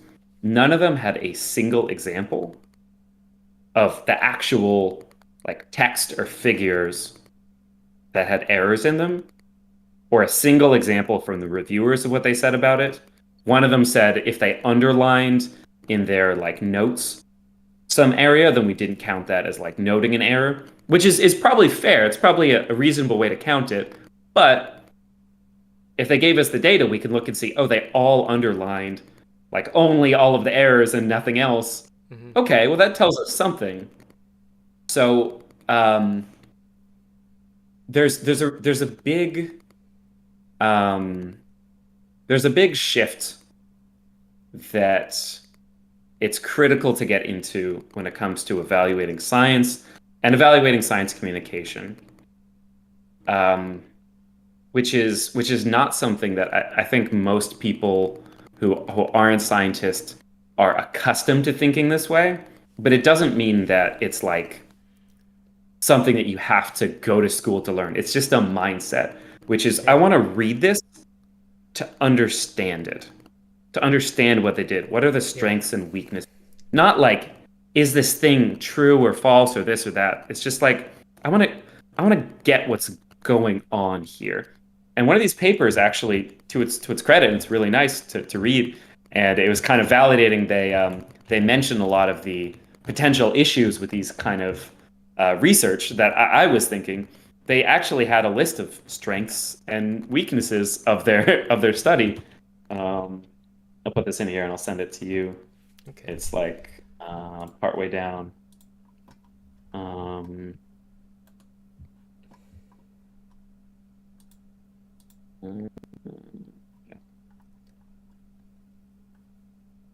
so if you like scroll like three-quarters of the way down, or like Control F or Command F, strengths and weaknesses of the study. Um, First, some reviewers felt the papers they were assessing were so methodologically flawed that they recommended rejection and did not complete a full review. Had they continued, they may have reported more of the errors. So whatever percent the rejection, the rejective reviewers had for these papers, whatever that rate was, you can't take that as like the absolute level. It might be comparable across the real thing that they were studying, which is training methods for peer reviewers. That might be comparable, but it's not comparable to say they only caught these, because at a certain point they said, "Look, this paper is just fucked. We can't accept this. Just we can't even you can't even revise this." Like, Number two is a big one too. The reviewers yeah, all knew that they were taking part in the study, so obviously they're like you said earlier, like the data sounds pretty good. It sounds like they did a good job, but if they all knew they were taking part in a study to prove if they did a good job or not, obviously they're going to do a good job. So hmm Yeah, exactly. And so these strengths and weaknesses are strengths and weaknesses in the accuracy of this. Um, and this is why it's so important, really, like just today in life in general, to step away from these charged claims of, wait, this paper is about is peer review good or bad? If it's a strength of the study, it means peer review's bad. If it's a weakness, it means that maybe it's not so bad. No. Strengths and weaknesses about this study, about this result. And the result is just what these stats are. How conclusive are these results? It's not about whether peer review is good or bad. It's saying how generalizable is this. So this could say that they knew they were taking part, so maybe they did better than they would have done otherwise. And there's another one that was saying like we can find our study to the review of RCTs, which might be easier. On the other hand, these might be people who weren't good weren't familiar with RCT methodology, so they wanted to participate to get like more practice with it. So looking at so going back to the blog posts, so this is another issue I had with it. I think I don't have too many more based on these 3 papers. Like how many different journals? So this was my question. I wanted to look at these, and I just wanted to see like how many different journals were represented, or not even how many different journals were represented, but were some like way worse than others? Like were some pretty good and some were really bad? It's like, okay, we can trust Nature, but we shouldn't trust this one, or something like that. Like how many different journals were represented, or how many classes of journals? You want me to guess? Yeah, just to take a guess. How many different classes, or how many different journals? How many different journals? How many? Yeah. How many different journals exist? Like, would you say, like, are there thousands? Are there in overall? There's probably. I mean, shoot, I don't even know. Like across disciplines, in terms of really major journals that people look at, like Chap probably knows better than me. It could be dozens. Dozens. Okay, so I'll guess 3. 3. Okay, that's not bad. So for this study, it was 1. 1. Okay. For study number 2, it was also 1, but it was the same journal. Okay. And this is just a bad journal? I don't know. This is apparently like one of the biggest, most prestigious like medical kind of like medical publishing journals. Also, the data didn't even sound too bad when you really go over it either. Mm-hmm. But also, I don't even necessarily like. I really appreciate this thing you just showed me. In some ways, it makes me more likely to trust them if they're willing to say all the things that are possibly wrong with their data. For sure, yeah, and it should. I think this is a practice that if everybody did in every walk of life, just everything about the world would be better. Yeah. If everybody could step back and evaluate, like, hey, here's some good things about it, or here's some strength about this, here's some weaknesses about this, about something I did, and even just about, so even if we only applied this to other people, even if we didn't look inward. Yep, we just said, I read this article. Earlier when I said when I told you that I'm trusting you and your interpretation of the data, that was to do that because I know that me trusting you is in itself a flawed thing. So I'm trying to I'm trying to give my words so like a pinch of salt. Yeah.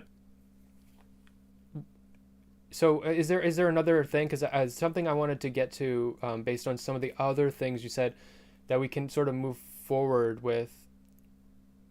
But if you have another point, because you've done a lot of work on this and you seem very passionate, so. Yeah, I am. I mean, I'm genuinely curious about this. I think I was probably biased toward thinking that this overall claim that there's issues with that, like peer review is okay. I don't think peer review is like fundamentally just fucked. But I think I probably ended up biased even further against that position because it felt like it was stated in such a hyperbolic manner that I couldn't trust it. But I've tried to step back from that and think like, okay, overall, I think this is really important to analyze or to understand maybe not even where the absolute level is of peer review, but at least how we can improve it. I think that's really worth thinking about and doing. Right. And I've thought about like, okay, I have some other papers that I'm working on. Maybe I'll publish them in a paper that has more kind of transparent display of like where it is in the peer review process. So there's one preprint journal that it's like you submit it there and then you submit it to a journal and it says like pending and then like under revision and then like what the results of the reviewing was. It was like accepted without revisions. Haha, we'll see. Um, or most likely, revisions recommended, and then like resubmitted. It I've thought even how to apply this. it seems like peer review honestly isn't, if you want to be critical of research in general, peer review just seems like it's not the most appropriate place to focus. But it is a place you can focus where you can get data and you can take hand select pieces of data and make stuff look, but you can't do that with the real places where you're supposed to focus. And one of the issues you already brought up was transparency or availability of the data itself. Mm-hmm. And there's nothing you can say about that beyond it's a problem and it's real, obviously. Like, I mean, I guess you could say like how you could give a percentage of how much data is often available. In a different conversation, I watched, Which could be pretty low. I think that number might be like very low. but that's the only bit of data you could really have on it. Hmm. But it's true, and it's absolutely like a solid like fact. I would say. Something you said in the other stream where you did your mock peer review, you mentioned pay to play or pay for open access, and you said that that's incredibly expensive. So if you want to have your data be public, even doing that is incredibly expensive, and that's a problem. So Well, that's so that's actually not accurate. okay. So, Okay. yeah, and so this was something that I feel like it was like brought up on that original panel, but kind of like glossed over, Okay. is kind of where this whole topic really began, which was preprints. So this whole kind of question around like peer review and publication began with like pretty recently in terms of like this specific public conversation with like COVID-19 and this massive new flood of preprints to a couple different preprint archives, which were being like maybe talked about by the public or being cited by different people or discussed in the media in all different types of platforms as if they were peer-reviewed data. And it was saying like, okay, well, do we really does it really need to be peer reviewed? Where does this come from? But I put my paper up on a bioarchive, I never know how to say it. It's like a um, I put my manuscript up there. I put the data up there. I think I didn't have that capsule up there because that was actually something um, the publisher asked me to do, was to generate this Docker capsule, this CodeOcean capsule, so that it could be like super reproducible. But the data actually I put up there on the preprint, and that's something anybody can do. And this is something that anybody can do generally.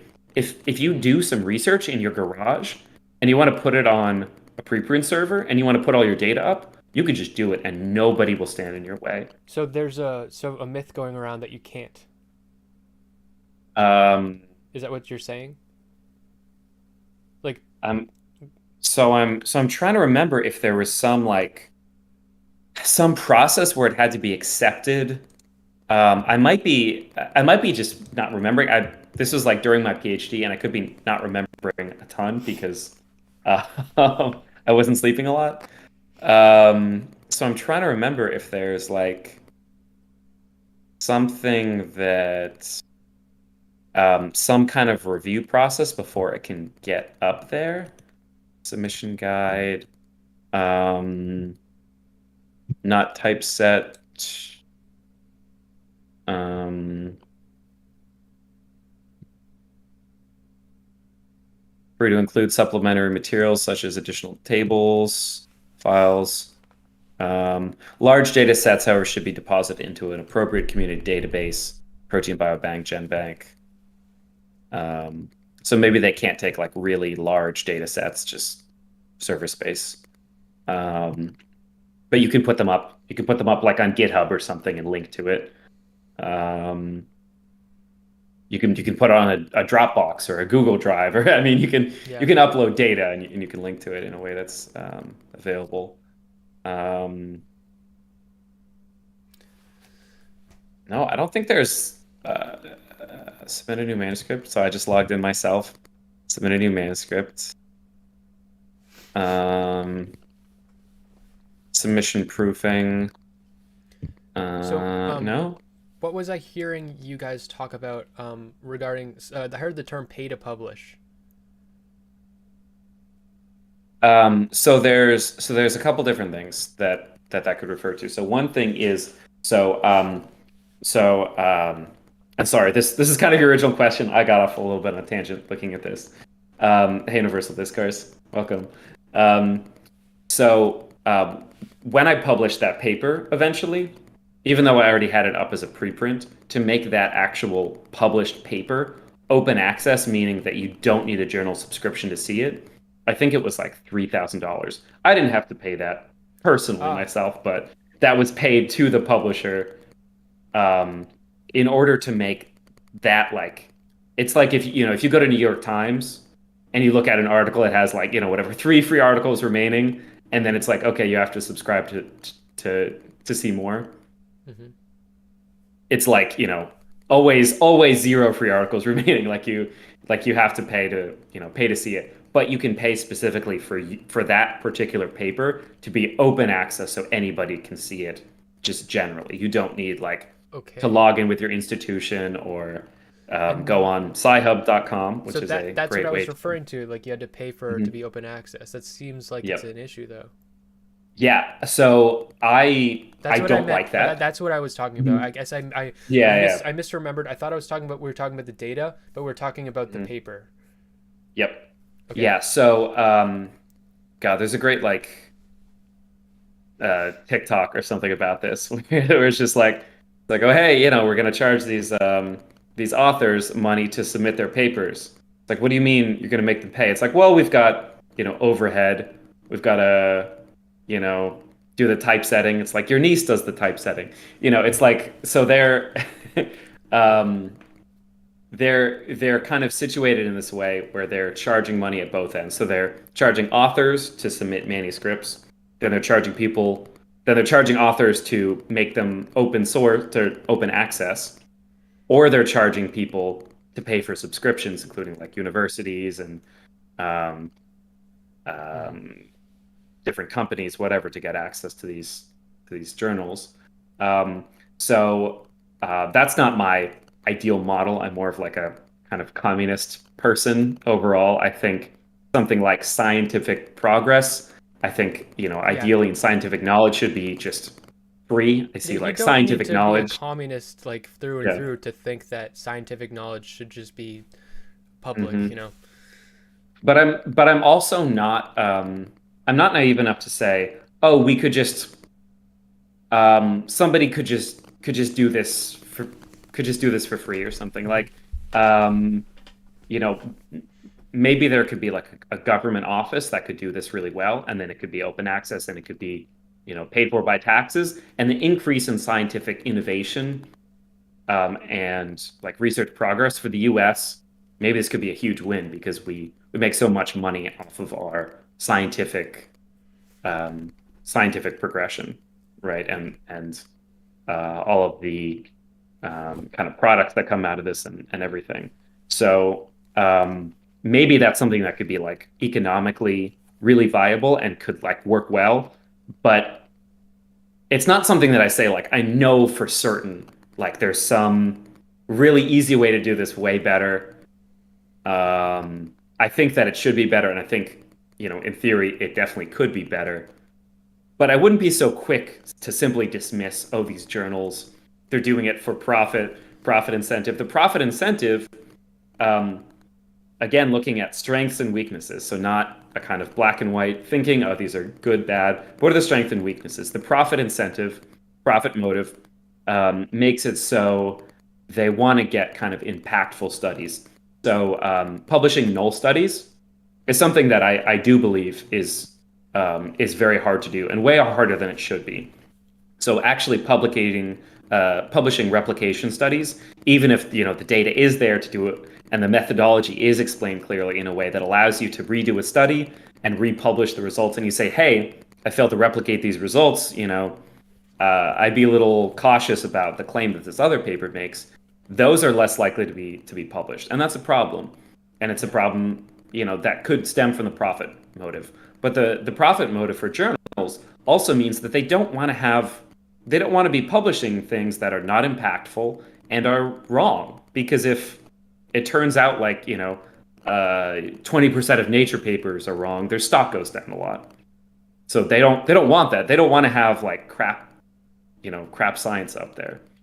So we need to be like honest and realistic about what the strengths and weaknesses are of any system. Maybe if we're looking at it then in terms of, I mean, this is,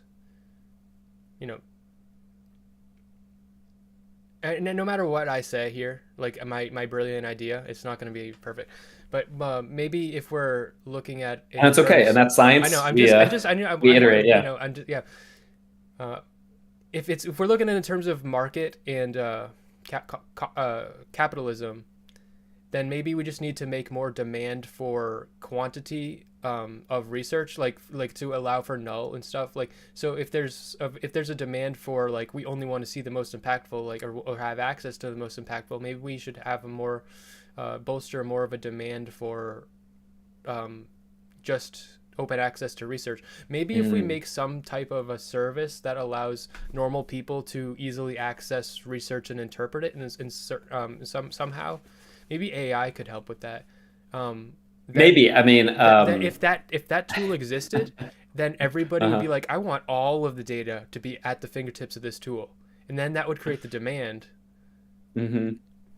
I mean, I can see. I think the kind of like maybe realistic next step is if maybe there could be some like government journal that's like the journal of the journal of null studies or something, right? Where it's like hey, this is kind of an area of the market that just the private sector isn't doing well, because it's like, I don't know, maybe people aren't as interested reading about that. The really impactful null results might get published, right? Because if some really major thing, some really major study that like gets a lot of traction, and somebody's like, hey, we redid it and we failed to replicate, like that could be really, really impactful. But some smaller, kind of less impactful failure to replicate, that's great science to do. I mean, it's not always like, in terms of when it comes to what you want to spend your time on and what a government or an organization should spend their money on,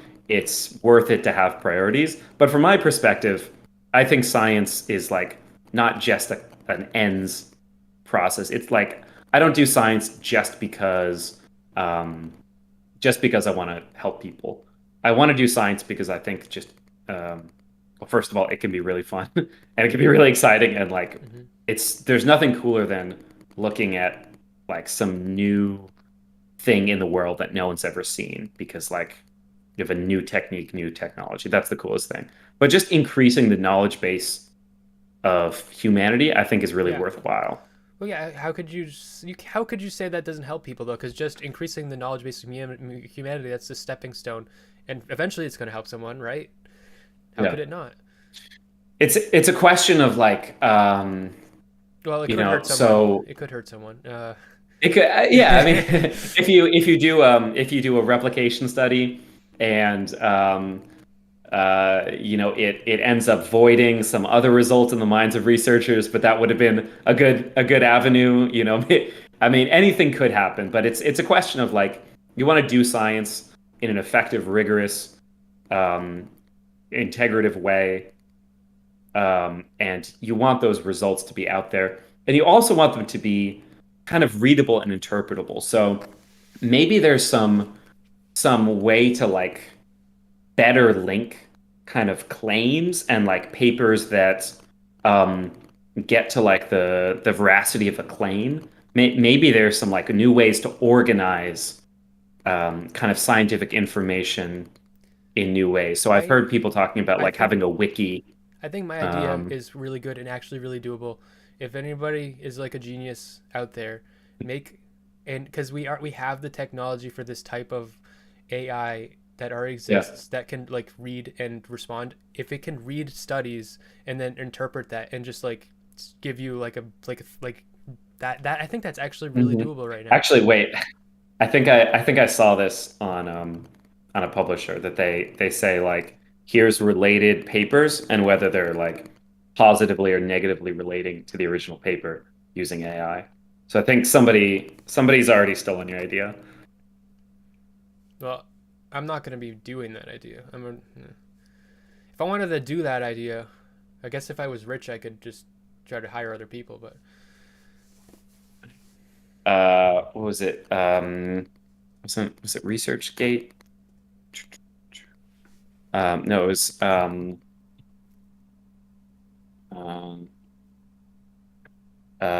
Research Square. I think this does it. So this was this really cool. I'll put this in the chat and I'll send this to you. This really cool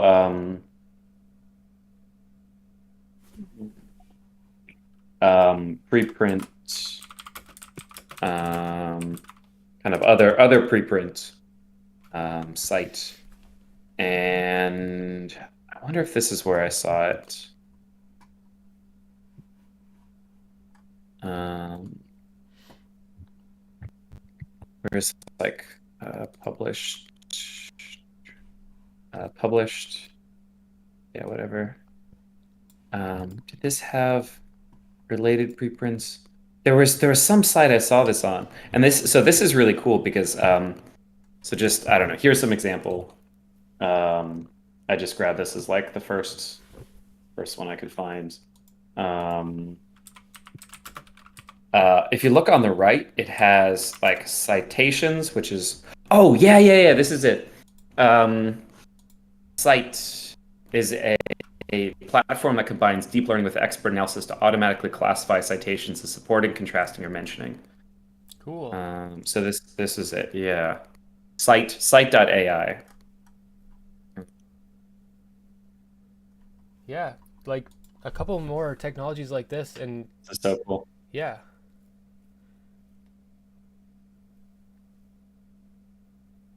Yeah. This is great. Yeah. like I mean, what I'm imagining great is, idea. so like I've looked at studies before that people have sent me and stuff, and like I'm looking at big paragraph, and this paragraph has like a bunch of spots in it where I get stuck, and I have to like stop and like, okay, what the hell am I reading? Okay, and if so, I've talked to AI chat things.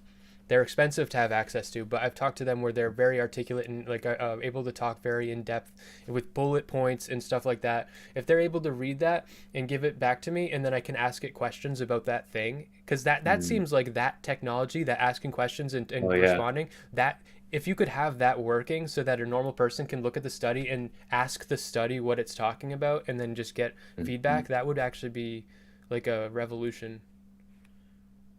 Yeah, that'd be really cool. Yeah, Someone, anything that could make it less burdensome to read papers for both for kind of regular folks and for scientists as well. Because I mean, when I read some paper, I'm opening 10 other tabs, Googling yeah, things, looking at other papers, trying to understand what they did, trying to understand what they're talking about.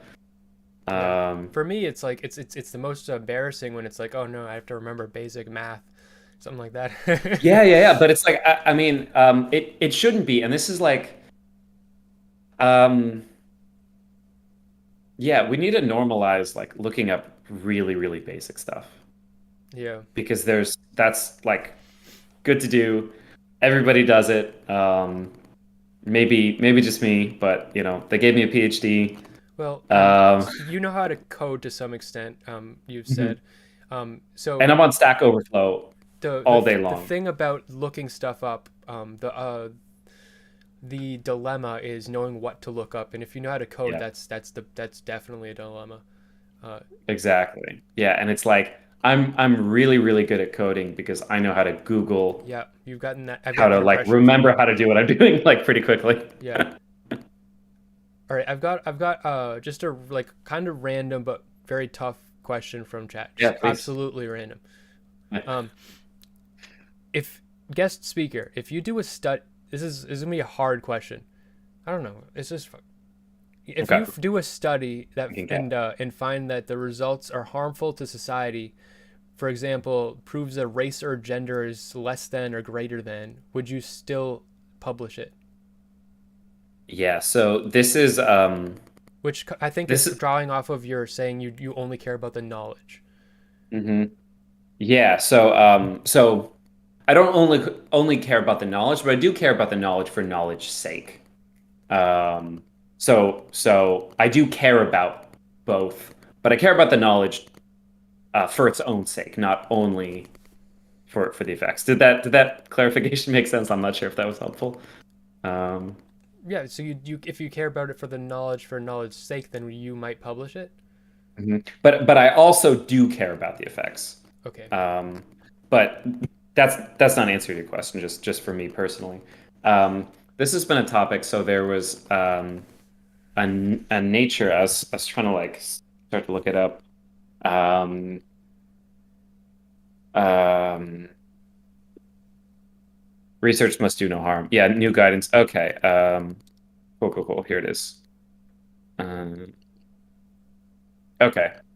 So it's in the chat. So this is just an example. I'll give my own answer. Um, but just so you can see what like one of the major journals is writing about this. Um, I think this is really complex, and this gets to this heart of um, this disconnect between how scientists versus the general public may read a paper. And I don't think it's good. So if it's going to be published, I think it should be published in a way that everybody could read it. I don't think I could support a system where it's like, oh, only scientists can see these results or something like that, but like the general public can't. That doesn't sound good. And if anything, like it's going to leak and everyone's going to see it, and then it's going to seem like it's Oh yeah. hidden, Okay. and Yeah. that's like yeah, that sounds like it's going to be like 1,000 times worse. Yeah. So it shouldn't be like that. Um, so the thing that I always think about um, when I think about questions like this are um, the non-neutrality of asking these questions. So actually backing up um, from the results, but to the study itself. So um, starting with an analogy, or maybe like actually this is like an example specific situation. Um, like okay, this is kind of like a popular question or kind of like topic of dialogue, like 20 years ago, even maybe 10 years ago, of like, are same-sex couples, fit to adopt Yeah. children, something like this.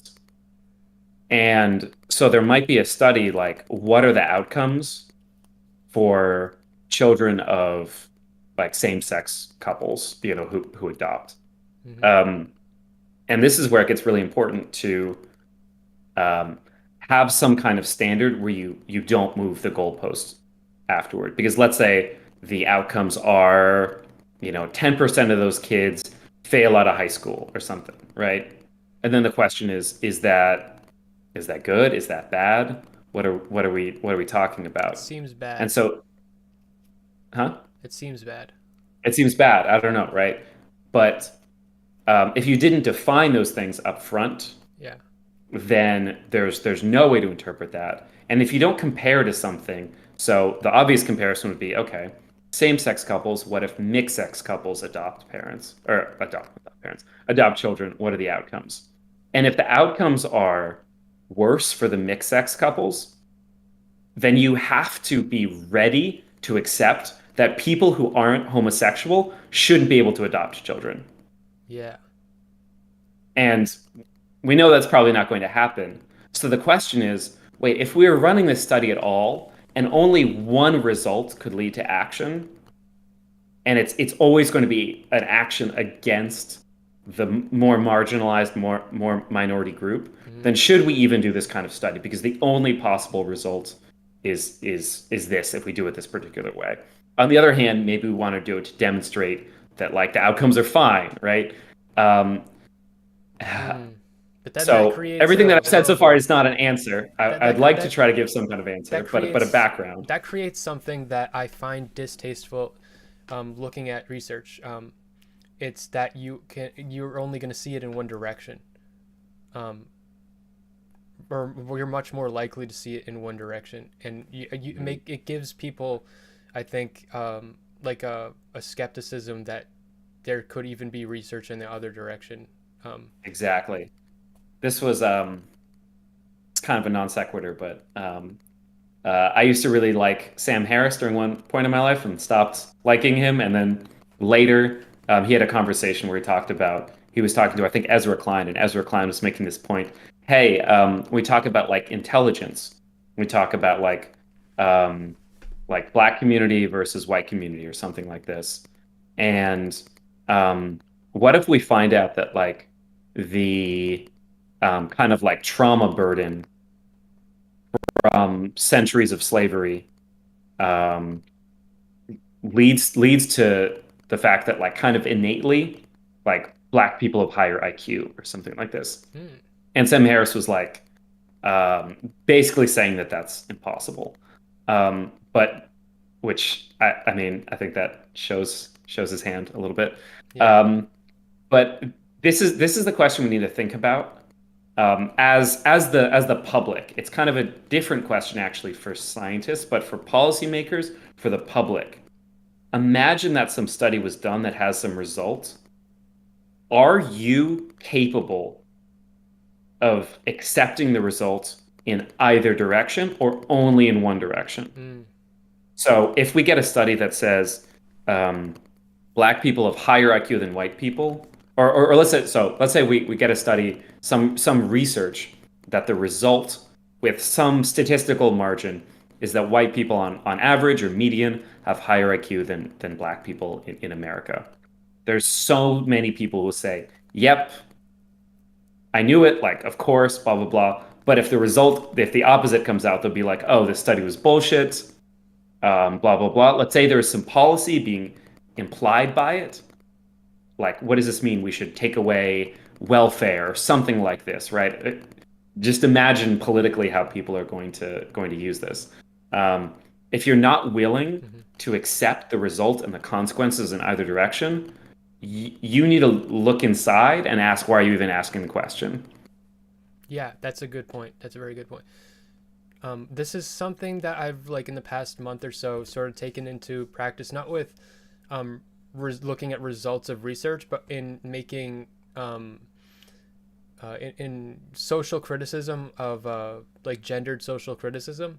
I find that this is an issue on both sides, but I think most statements that you say about either side, men or women, because I believe that there's not enough criticism of women, but the things that I criticize about women are things that are like it's like the result, I would say, the result of the patriarchal influences, and it's a very complicated, interconnected web. And I think that any criticism you're going to say of women is in itself has a secret criticism of men, and every criticism you have of men is in itself going to have a secret criticism of women, and because of the way they're interact. So I try to, whenever I make a criticism on either side, I try to acknowledge the under unspoken criticism that I'm not saying, and try to bring that out too.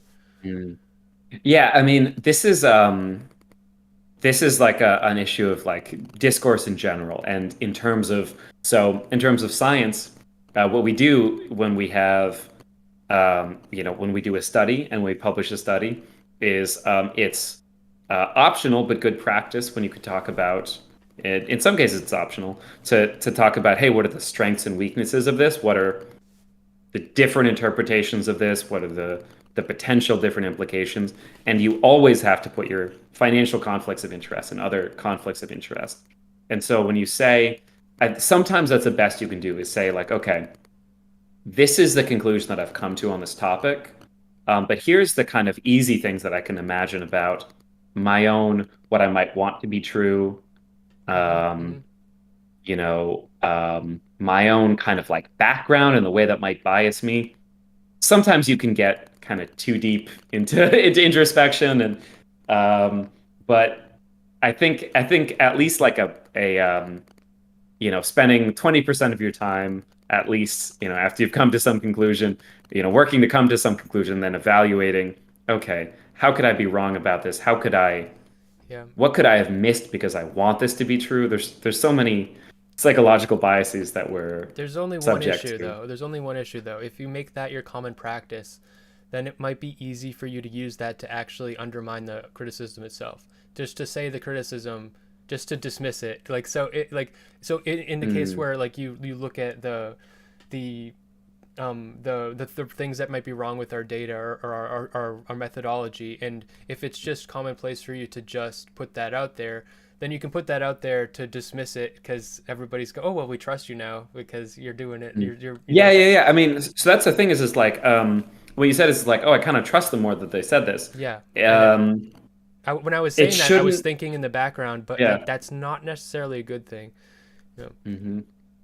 It's worth so what if they say, hey, here's the strengths and weaknesses, but they just put some of the obvious stuff, but then it's almost to make you not think not think deeper about it.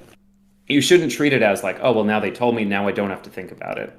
Hmm. Like the the fact of the reality is that you have to think about all of it. You have to examine every piece if you want to come to strong conclusions about. If you're reading science journalism because you think that like the way a starfish looks is cool, then like which you know lots of things in nature look freaking awesome, and like whatever the result of the study is, maybe it's irrelevant to you, and that's a totally valid way I think of like viewing science literature.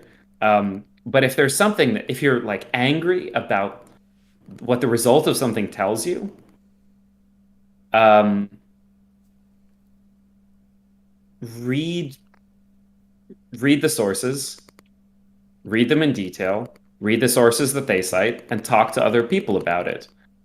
And be more if you're really upset about it, be more certain about what's going on. And About it's why? it's so the really difficult thing is what um, a lot of people do is they'll say, okay, I found this one paper, but let's see if I can find more that support this position.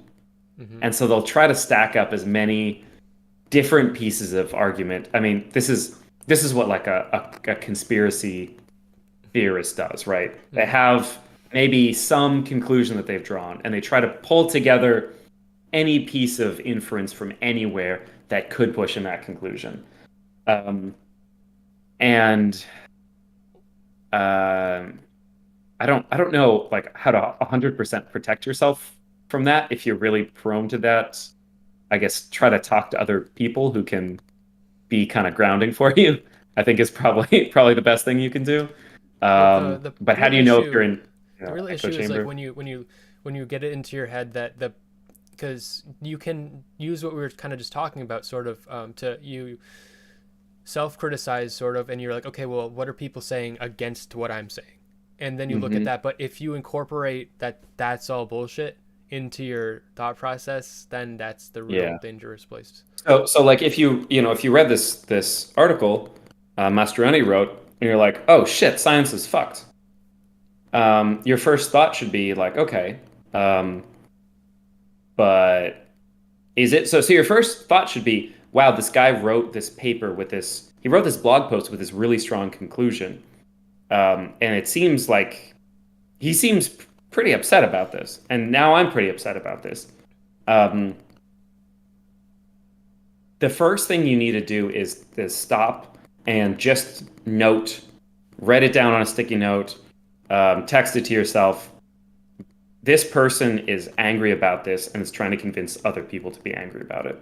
I think that's a fact that everybody could accept about this. Whether you think he did a good or a bad job, it seems pretty clear he's upset about this, and it seems pretty clear that he's trying to convince other people to be upset about this. He's trying to lead you to this particular conclusion.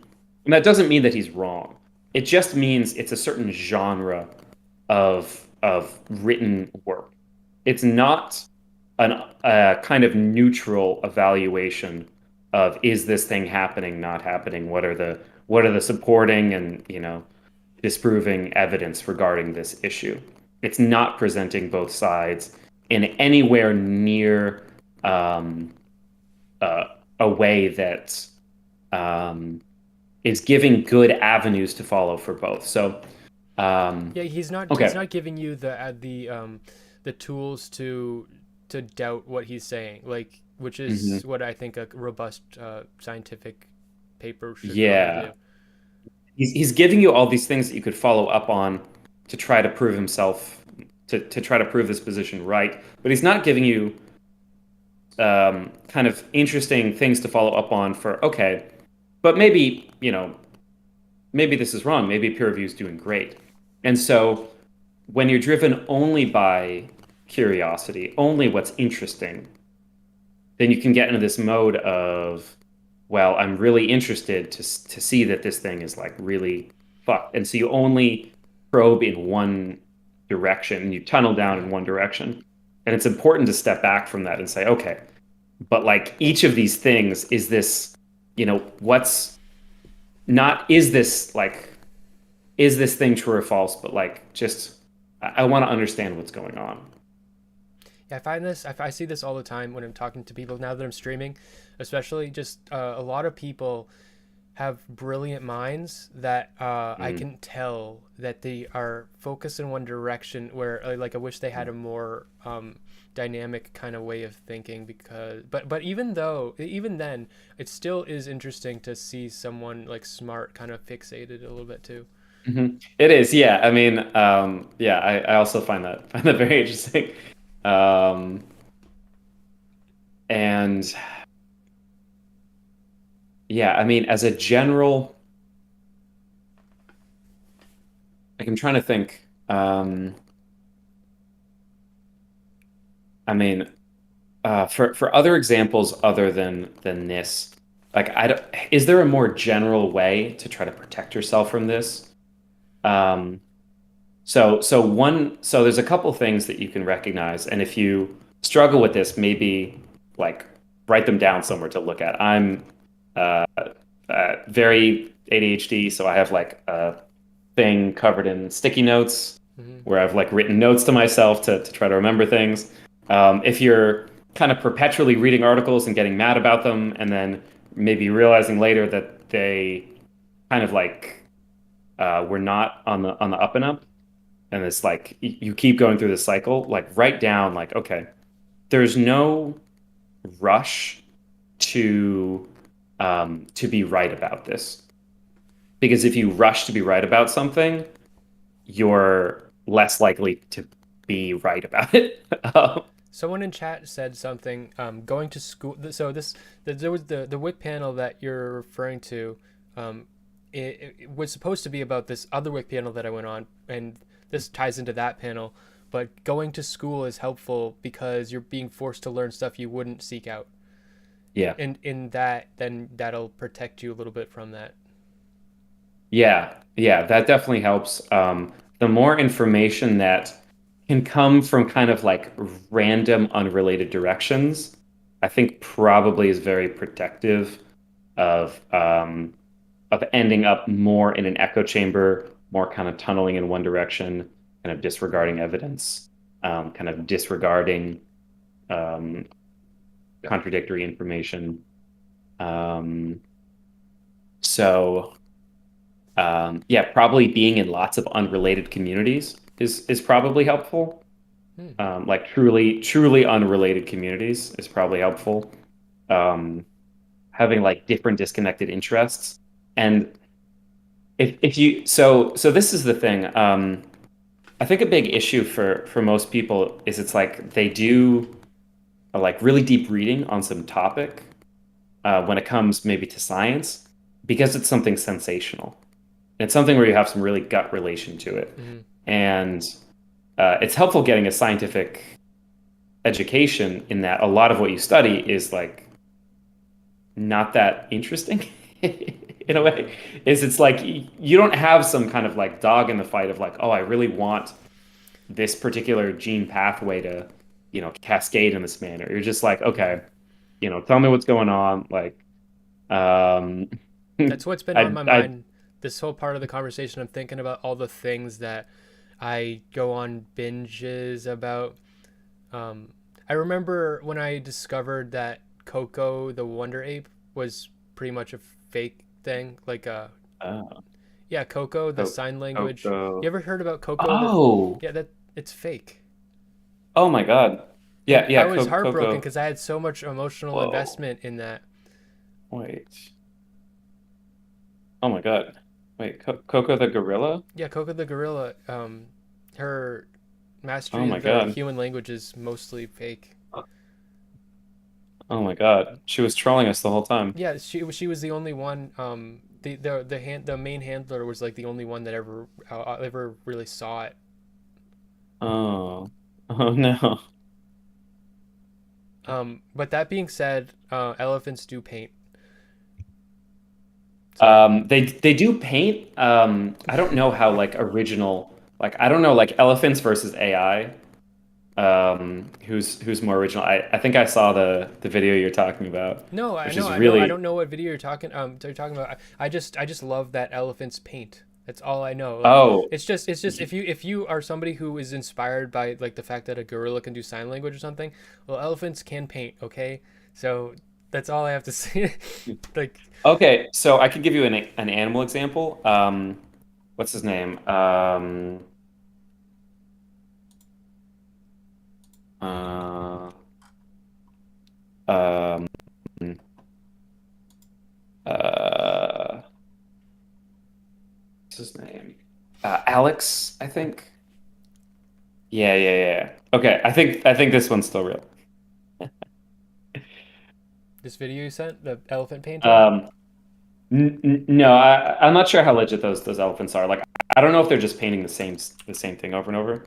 Oh yeah, Um, I'm but skeptical of the elephant paintings where you see like the shape of the elephant actually.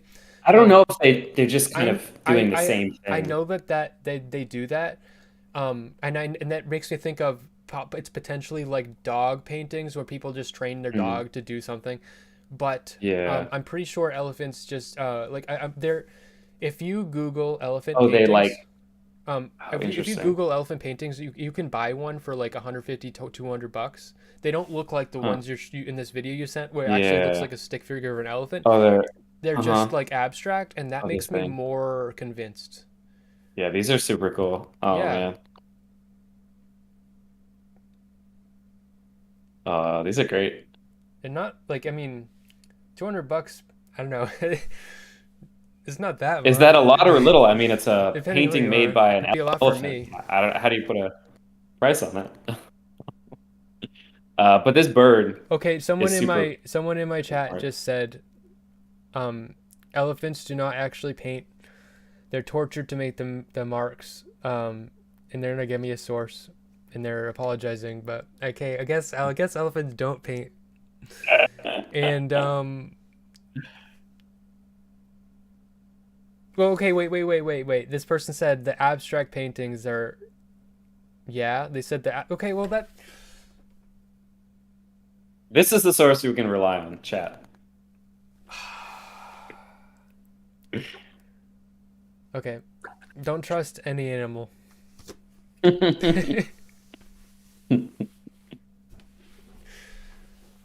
All right. I think we've been talking for 2.5 hours.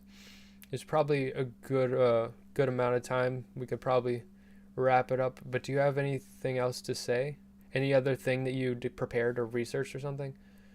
No, I mean these are the main points. I have some like so talked about the innovation. Those metrics are like um, either meaningless or just false. Um, but I don't think there's like other major things I wanted to leave you or chat with. yeah, I really just wanted to talk to you. It seemed like I Yeah. really appreciated I really how you appreciate were the discoursing conversation on the because channel. I was I'm glad to sort of have a kind of panels are very chaotic and stuff, and it's nice to have a more focused conversation afterwards. Yeah, yeah, exactly. I feel like these one-on-ones, like especially after like I think we deserve some resolution about it. I'm not saying that we've gotten resolution, but I think it's Yeah, like you open a you have this explosion. It's like you want to kind of pick through the pieces and see like, okay, well, what can yeah, we make out of this? yeah. All right. Stay in touch. If I have anything to talk about regarding um, cancer or like, yeah, I'll anything I think that you're really good at, Yeah. I'll seek you out. Yep. And yeah, I mean, one other thing that's kind of come out of this is it seems like I'm seeing a real maybe need for an interest in just really like kind of learning and training and demoing just how to read papers, how to evaluate claims in like a Yeah. critical and kind of scientific manner. All right. Um, and so Um, if you're interested in just kind of doing that together, I don't know if you think of, oh hey, like I have this claim or I just want to yeah, grab that's something what I and was do thinking. it. You earlier Um, you had said that you're not like the most experienced on peer review, but so I wasn't gonna say that, but I think that's not the same word. So yeah, you can. If I ever think that I'm becoming a conspiracy theorist, I'll ask you. Perfect. You're Socrates TV Ease. Yes. on Twitch. I have your links in my bio. I'm on YouTube, Real Smeth, and Smeth, not Smith Smith. And I've got Make your sure Twitch this is. posted in my chat too. Oh, is it at Real Smith? Is the at sign? Oh, cool. Okay, Yep. that's how Yeah. that works. Yeah. Um, and I'm also on Twitter Yeah. at Real Socrates. I have all your links in the description. But yes, real Okay, awesome. Socrates TV on Twitter, Yeah, and I have your um, Discord in my bio too, awesome. or not bio. I My also um, I have one other thing I didn't put there, which is I have a Weebly blog. Put some like blog posts up there where I've just like written down some thoughts, some articles. all right. So if you want to look at that, some of it's not safe for work, but I marked that. Um, Awesome. it started as I wanted to put up like porn reviews, and then it's evolved into a lot else. Cool. Cool. Cool. Yeah. There's no judgment of that here. All right. Nice talking Well, to you. yeah. Thanks so much for talking. This is great. All right. All right. All right. Um. So now all we have. So elephants don't paint, and gorillas don't talk, and chimpanzees are fucking assholes. Orangutans. You'll see someone with like a hammer and a nail on a board next to an orangutan. And orangutans are really smart, but you'll see like the orangutan pick up the hammer and pick up the nail and look at it. What's really going on there? Is there really anything going on behind those big orangutan eyes? Or is it just holding the hammer and the nail with nothing? Just a blank slate, just looking at the human. Hold the thing, hold the thing. No thought of making a building out of this board. Or does that orangutan really see the hammer and the nail on the board and think this could be a house?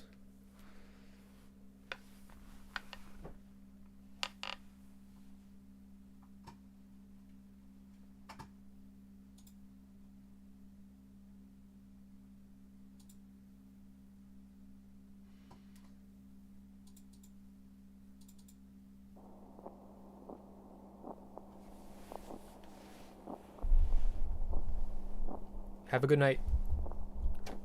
Smeth addicts, heads.